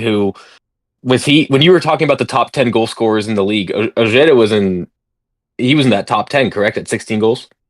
Yeah, I think he's 10. Okay. Yeah, I mean, he's been an absolute baller. They finally got Duncan McGuire back. Pasalic is a baller. I mean, this team's just loaded, and they're getting healthier. And yeah, there's just so much to like about them. And when you talk about that, like how it matches up stylistically, like we could very, very, very well see them play in Inter Miami, who they can beat. in the playoffs first round. You can very, very well see them playing New York City FC, who's one of the hottest teams in the MLS right now. But are any of us truly sold on them as a top end playoff team right now? I would love to hear that argument.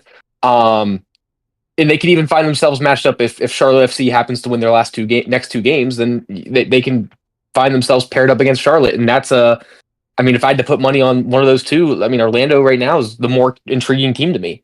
So probably Orlando would probably be my team, my dark horse team to beat. Jeremy?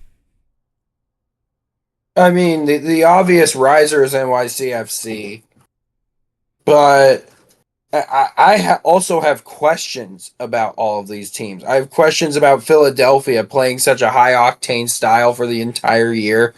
Does that catch up to them? Yeah, no Quinn Sullivans that catch up to them in the playoffs. Cincinnati have basically determined that the underlying numbers are frauds all year. Does that catch up to them at the biggest moment?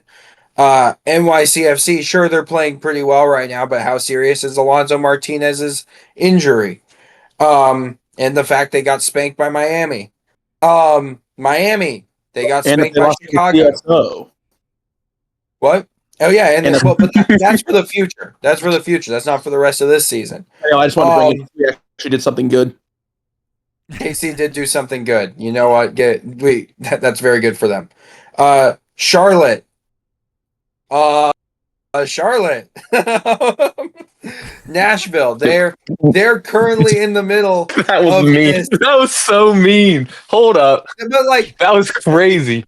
You got Montreal. It's fine. You got Montreal. Smartest team in the league.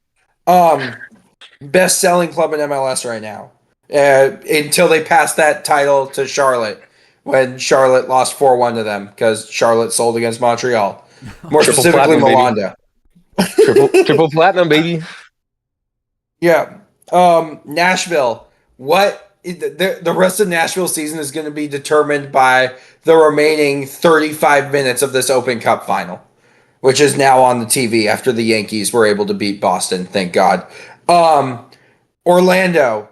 I agree with Daniel that they are the best buy now proposition, aside from the Chicago Fire, who I've already gone into detail about today, and then Columbus, who are just happy to be there at this point.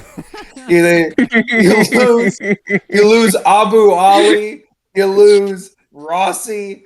Like, dear God, man, these poor guys, and their defense has just been so bad. I'm still so pissed that Steven Moreira won Defender of the Year last year because of what he does in possession. That's not defense. That's literally not defense. A ball playing defender is important. A ball playing defender whose role is to overlap. That's not defending. Oh my God. So yes, Columbus, you're happy to be there. You will, in all likelihood, they could face any of these guys. They're the only team that I think is locked in to their spot in this table. Columbus? Like, even Philly. Yeah, because even Philly has the oh boy, Open Cup. But you got Orlando with a game in hand, so really your playing game should be Chicago and Columbus, right? Chicago's only 2 points back in Nashville. Who knows what's going to happen here? Who knows what's going to happen now that it appears Danny Pereira has given away a penalty? I can't believe they called that. Oh, brother, that is weak sauce. Very, very good job, Tori Penso, though. I know who does that stuff. That's a very Tori Penso move. But yeah, I think taking the stick. Oh, sorry. It's Nashville. It's Hani. Even though they should give it to Surge because Hani would miss. That's my prediction here. The bottom line, I'm going to wrap this up with the East. I think that Columbus is the only team truly locked into their spot, and anything can happen. Anything can happen with this division. And with Juanners, this is fascinating. This absolutely is. And every single one of these playoff matchups is going to be very even. Like, unless whoever gets Columbus in the wild card. That's literally it. Joss, what are you thinking in the East, man? A lot of questions posed by Jeremy, and that kind of just makes it hard, right, to really double down on anyone. But if there was a team for you to be like, yeah, this team is team of destiny, or my team to watch, my team to, have a little hope for in the playoffs, whether it be a semifinal run, whether it be a quarterfinal, just which team in the East is speaking to you? You know what's I wanted to, because I feel like we've talked about all the good that these teams do. I wanted to tell you the team that I'm not betting on, and that's FC Cincinnati, for the reason that Jeremy said, in that the underlying numbers, according to Cincinnati and the way they've played, apparently they don't matter. But I'm a believer that karma catches up to you, as does XG. And when you look at Cincinnati and the chances that they create, they're way below league average in terms of like the number of good shots that they have, or I'm sorry, great shots that they have. At 5.6%, the league average is 9.5%, and at the other end of the field, 12.4% of the shots that they face are classified as like high XG shots. Not sustainable at all. Also surgical. Surge! Sam Surge! Let's go, baby! Anyway, I wish DraftKings let me bet on Surge goal score, because I totally would have, but they didn't have it as an option because of woke. Anyway, woke open cup, woke cup, open cup, woken cup. Anyway, so I'm telling you what team not to bet on, and that's Cincinnati, because their numbers do not stack up to them doing well. Now, maybe the karma doesn't catch up to them in this playoff. Maybe that's the case. But I still think that given the amount that they've spent on their back line, the amount that they've spent on their attack, I mean, their attack is really what's carried them to their position so far. Evander has had Denke's been very, very good. He's been what I think we all thought Latte Loth would have been. Rest in peace, Atlanta. At every point, rest in peace, Atlanta. So I think that, if Cincy are able to really, really, really limit the chances that they've been giving up, then they're going to be fine in the playoffs. But I don't think that will happen, as it's been proven throughout the season. They have not been able to address that they are giving up a lot of high quality shots. And I think that in a win or die situation, it'll come back to bite them. So Cincinnati are my team not to buy into. If we're talking about teams to buy into, I'm going to say Orlando also, just to be boring, but also I really, really, really like them as a team. I think that Oscar Pareja, he is owed for the job that he's done at Orlando. I think he has pretty much been granted the mandate of heaven, and he will have a fantastic playoff run.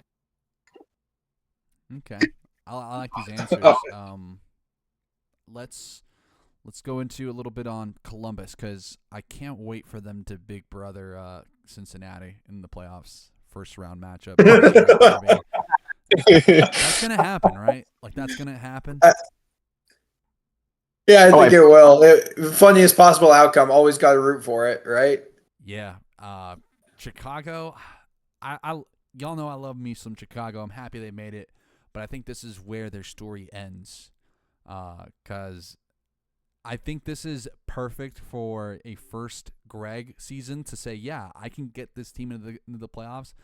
Now let him really cook for next season. I think Chicago's, you buy their stock now for next season, and, kind of at this point, whatever they do in the playoffs is whatever they do, right? Orlando, good shout. I think that's the most, like, solid MLS playoff team. They have the least amount of questions, I think, as Jeremy stated, because Nashville just scored, as we have, seen. I think no matter what, well, still plenty of time left, 33 minutes left, 36 minutes left, 26 minutes left. I cannot count. But with you got there eventually. With Nashville, though, like, I put them in the same boat as Charlotte. I know Charlotte's got Montreal, but beyond that, like, when are we gonna see Pep Biel, bro?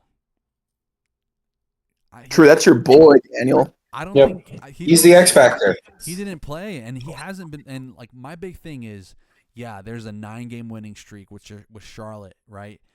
But now it's like, okay, how do we use this 9-game streak, and how do we fit Pep Biel back in? Because they won those games without him, and now they're still without him. It's not like they were this great team still, like it's like, okay, I was kind of hoping Pep Biel would be here to like help out. And instead it's like, oh, we're still without him. This is a little too close to comfort at the end. Miami.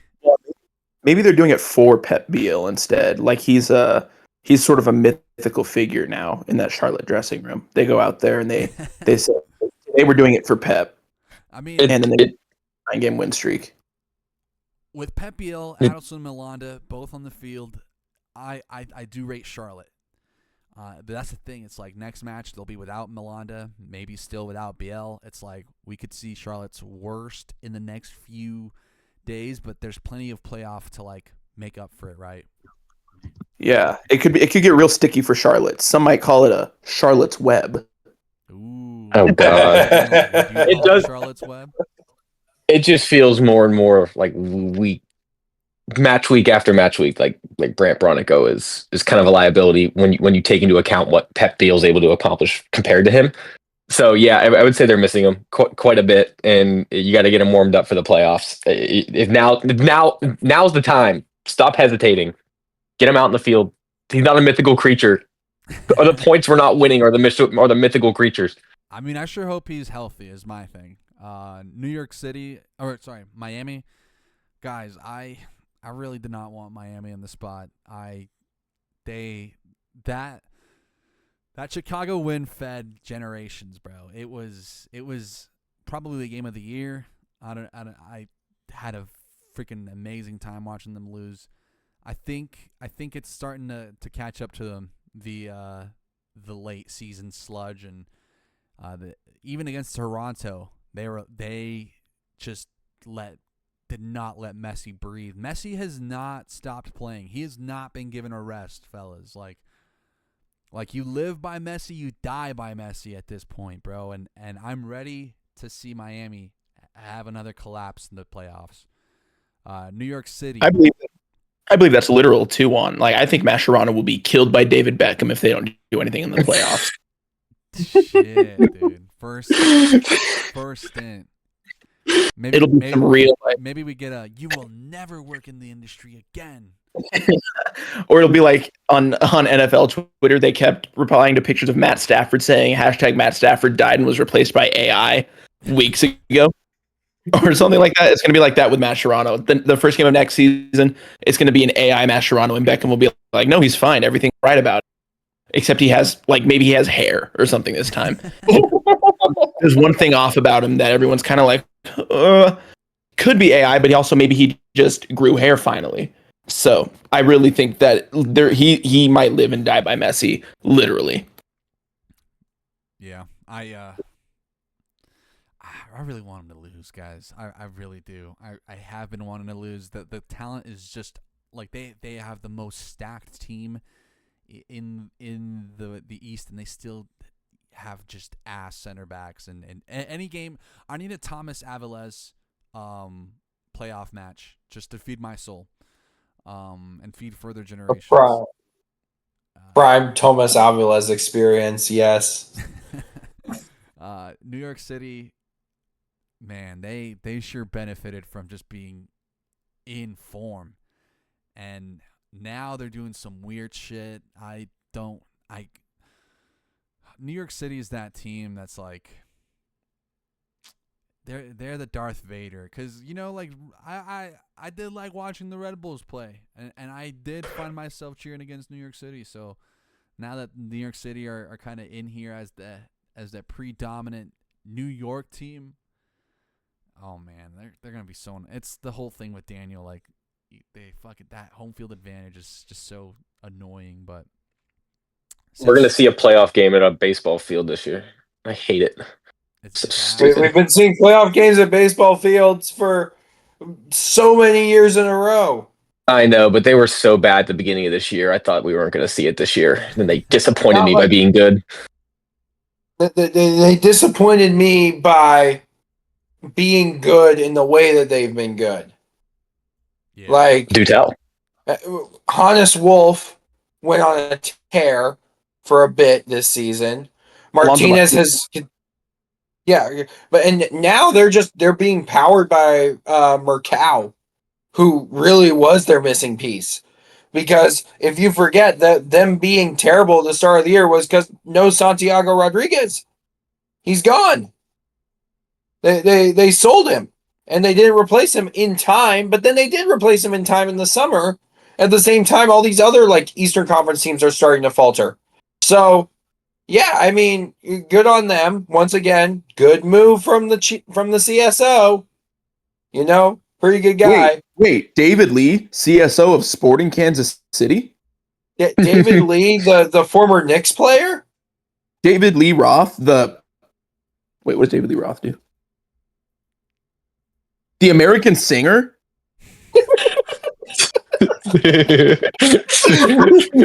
I didn't know where that was gonna go. That was crazy. I knew a David Lee growing up. That's crazy. David Lee, Juanners' childhood friend? I said I knew a David Lee. Man. Beyond that, though, Cincinnati, I agree with y'all about the numbers going to catch up to them. Samuel Giddy, I think I'm ready to say is all right. Not Obina Noboto. And I think since he has lost them, they've lost what makes them special in the sense that, yeah, we're kind of schmucks in midfield, but Noboto will bail us out, and he has every single time. Whenever you look at those games, if Cincinnati turn it over, Noboto's there. They don't have that. They have to rely on Miazga and whoever is in the back line there, or not Miazga, Robinson and whoever's in the back line with him at that point to just kind of, Teenage Hadebe, who's my favorite. I mean, yeah, it's crazy how I always figured that center back rotation, and it's what happens when you play three backs. You need more center backs on the roster, but man, there's something about just that back line that is still like sus. Even like their new signings at right wing back, Ekenike and Dominic Marschuk. Like, come on, dude. Like, Marschuk, is anyone sold by Marschuk at this point? Being a fucking MLS caliber player, what are we doing, bro? No, and I love that. I love that transfer when it happened too. I did because it was the profile player, right? I didn't because he was going to RSL. But he's buns, bro. Like I was less convinced by even Brenner coming back. That feels like I don't know, like it's worked out so far, but just feels like such a step backward from where we're at with Cincinnati. You know what I mean? What if I told you Matt Miazga, Nwobodo, and Celentano would all be back for the playoffs? Would that make you feel better about them? Yeah, but then they're winning despite the XG, and I'm an X God believer guy. Like there are XG gods out there, and I would hate for them to spit in the face of those XG gods in the way that they would if they had those players back. Fair. I'm not gonna argue with your faith. That's fine. Yeah, bro. I try to keep it real separation of church and state here on the pod, but when it comes to Cincinnati, they just make my blood boil sometime. Those heretics over there. One final team looks to be the Shield winners, fellas. Are we ready to crown them the Shield winners? One win away. We had them placing last. Let's go. This is crazy. It's insane. I definitely did, bro. And that's why it's so funny, because I'm shocked at the Carnell ball that it has translated somewhat to the Eastern Conference, but it's a team of dogs over there in Philadelphia. Any other 6-0 against DC, it's going to be anyone's dream final game in the Shield race, But any other thoughts on Philadelphia here, fellas? Their last 2 games are against New York City and then at Charlotte. So not exactly like they got to really do it. They got to really prove it. But any thoughts on Philly, guys? Are we ready to accept them as the Shield winners? How do you guys feel about them playing against 2 like certified like good teams to win the Shield without Quinn Sullivan and like that real creative presence that he had? Throwing Charlotte in as a good team. I see you. I'm kidding. Oh my God! It was 1 loss, Jeremy. Playoff teams, regardless, they're both playoff. They are. NYCFC is a bogey team for Philadelphia. They have been for years. So this is their first like big playoff test without Quinn Sullivan. And even though Loskis came in, he's taken over Sullivan's role on that right wing. I don't think having Indiana Vassilev, despite like that's just mostly vibes as opposed to like the stats he's been putting up. I don't think having Indiana Vassilev available and like being a locked in starter is a portend for a big playoff run. But I do believe that if they can put on a good performance and win against NYCFC, I'd have more confidence in them for for a playoff run. But I still think they are going to win the Shield, whether or not it's this weekend or in 3 weeks, because that's when the next decision day game is, because we have international break. Good job, Major League Soccer. So good. When's Ty Baribo's suspension over? Is it against NYCFC? So we could potentially see Olowski taking over Sullivan's spot and then Damiani and Ty Baribo up top? Or do they put Ure up there? Ooh. This Philadelphia team's depth. Yeah, this Philadelphia team's attacking depth is kind of sick. I'm not even gonna lie to you. I think we see Olowski as a winger either way. And that allows you to play Damiani and one of Ure or Baribo. But I think play the song, Jeremy.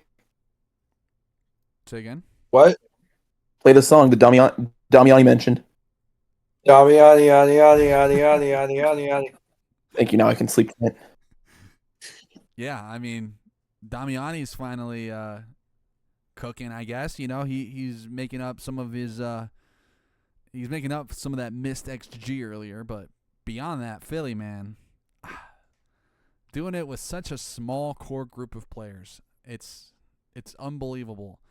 I'm still looking at that backline depth though, because one injury to any of them. I mean, could you imagine this team without Kai Wagner, without Makanya, without Glesnes, any of them? It's gonna get dicey if they don't hold up in the bag. I'm kind of less. I'm less high on Blake, but I think that's a good thing, because I think Rick has been a serviceable backup. I hope they don't have to go to him, but if they did, I'm not as scared, I guess, even though he did let in 7 against Vancouver. That was also because Makanya was suspended for that game too. Yeah, well, they had Nathan Harriel was playing center back in that one. Yeah, if you want to see how it can go bad for Philly, because it has gone bad for them recently, just look at that match. Just look at everything that went wrong for them in that match. It was that back line depth. And man, Shield winners though, I think is it's in the bag at this point. I mean, last team that can compete was Miami, right? But they got cooked by the protagonist of the Outside the Box podcast. That's like a real good man. What a great win that was, man. But Miami, like, frauds? Question mark. So tough. Yes. I feel like we've been wanting to say yes for so long, and then they go out and win. But then they're like beating teams like Montreal. I mean, look at the East. Look at the teams. Yeah, Charlotte. They're beating teams like Montreal, Charlotte. But hang on. What the fuck? No. This Miami team is suffering from the same fatigue that we talked about with Vancouver and LAFC, and they're still finding ways to get it done. It's just they've done this thing all year where they'll like lose a head scratcher like they did against Chicago, where they let up 5 goals, and then they'll go out and just destroy the next team. And Messi will have 2 assists and a goal, and Suarez will have a brace, and it's just this team's just weird. That kind of weirdness, it sells me on them in like an individual game. Like I'll see them in a matchup and be like, oh, that's Miami win. But like that's the kind of like head scratching losses that like makes me scared to bet on them for like any kind of playoff success. You know, like they can beat anybody by a lot of goals, but then they'll have a head scratching loss, and you're like, oh, that's a weird one off. And if that happens during the playoffs, like that's it. They're just done. And I can absolutely see it happening in the playoffs against any one of these teams. So it's not like I think they're frauds. They're just incomplete, I guess, because like they wouldn't lose these games if they just had a real defense. Well, let's see some of their losses here. Chicago, Charlotte, Seattle, Orlando, Cincinnati, Orlando City, Minnesota, Dallas. Those are all teams. They've lost to PSG as well, sure. They've lost to good teams. They've lost to good teams outside of Dallas, essentially. But I mean, Dallas is. I love Dallas, man. Dallas beat them before they were good. Dallas beat them with Nolan Norris. This is the battle. Back. Nolan Norris was at left back. Shaw was at left wing. He doesn't even play anymore. Shaw is not even. They did this without Musa, with Acosta, bro. Like, yeah, it was the battle of the Argentinian midgets. Anything could happen. It's a rivalry. But still, like, here's what I'm saying. Like, all the teams they lost against, I mean, Orlando, Cincy, Orlando twice, actually, Charlotte, Chicago, all these are, like, playoff teams. You know, like, it's not like they're doing the business against the teams they need to be doing the business against. But by and large, bro, like, I think they're largely frauds. A draw, I mean, 1-1 against DC in August. In August of like a 1-1 Pre-Urquhart, so good DC. Like the most interesting thing here to me is this, like, if they don't win the Shield, are we near like the end of the Messi window? Because he is getting older. His buddies are starting to retire and leave. Well, his like, buddies are getting tired of the league too. I'm sure. Probably, yeah. But what do y'all think? Are we nearing the end of Messi League soccer? It was over the second they lost in Seattle. Joss? No, I don't think so. I think Don Garber will do whatever he can to get every last bit of juice out of Lionel Messi. And when eventually Messi's body dies, he'll take his brain and he'll put it into a new somebody, and then we'll have another 70 years of Messi League soccer. We will never be done with Messi League soccer. That will happen for the rest of time. It's been established, so we might as well just get used to it. Yeah. All I'm saying is that don't mean I gotta get used to a championship win here. I don't think it's happening. Daniel, what do you think? I'm pretty sure he inked a contract till 2028. And I'm pretty sure him coming to Major League Soccer involved him having rights to an expansion team. So in 2028, I'm expecting to see an announcement for somewhere. And that's what I'm looking forward to the most about Messi League Soccer. Oh, I hope it's not Vegas. Please don't be Vegas. Yeah, don't be Vegas. You know it's going to be Vegas. Please be Raleigh. Growing city. We love soccer. We love soccer. Give me a team. Man, all right, let's finish this off. Random cities for Messi to own a MLS expansion team in. We'll start with Daniel, even though he just said Raleigh of all places. He's saying Raleigh doesn't. I'm gonna say Jacksonville, Florida. Ooh, okay. Wait? Can you also establish a name for this team? Yeah, let's do it. It can be like old school MLS, or it can be like stupid MLS. Daniel. Jaguars SC. Oh, I don't know. I'm okay with that. It's like both. It feels very Liga MX. Very, very much so. Jeremy, where are you taking Messi? Messi is going to set up shop in another southern city that is not represented right now by a soccer franchise. He is going to go to Memphis and open up Memphis Pyramids FC. Please, God, no.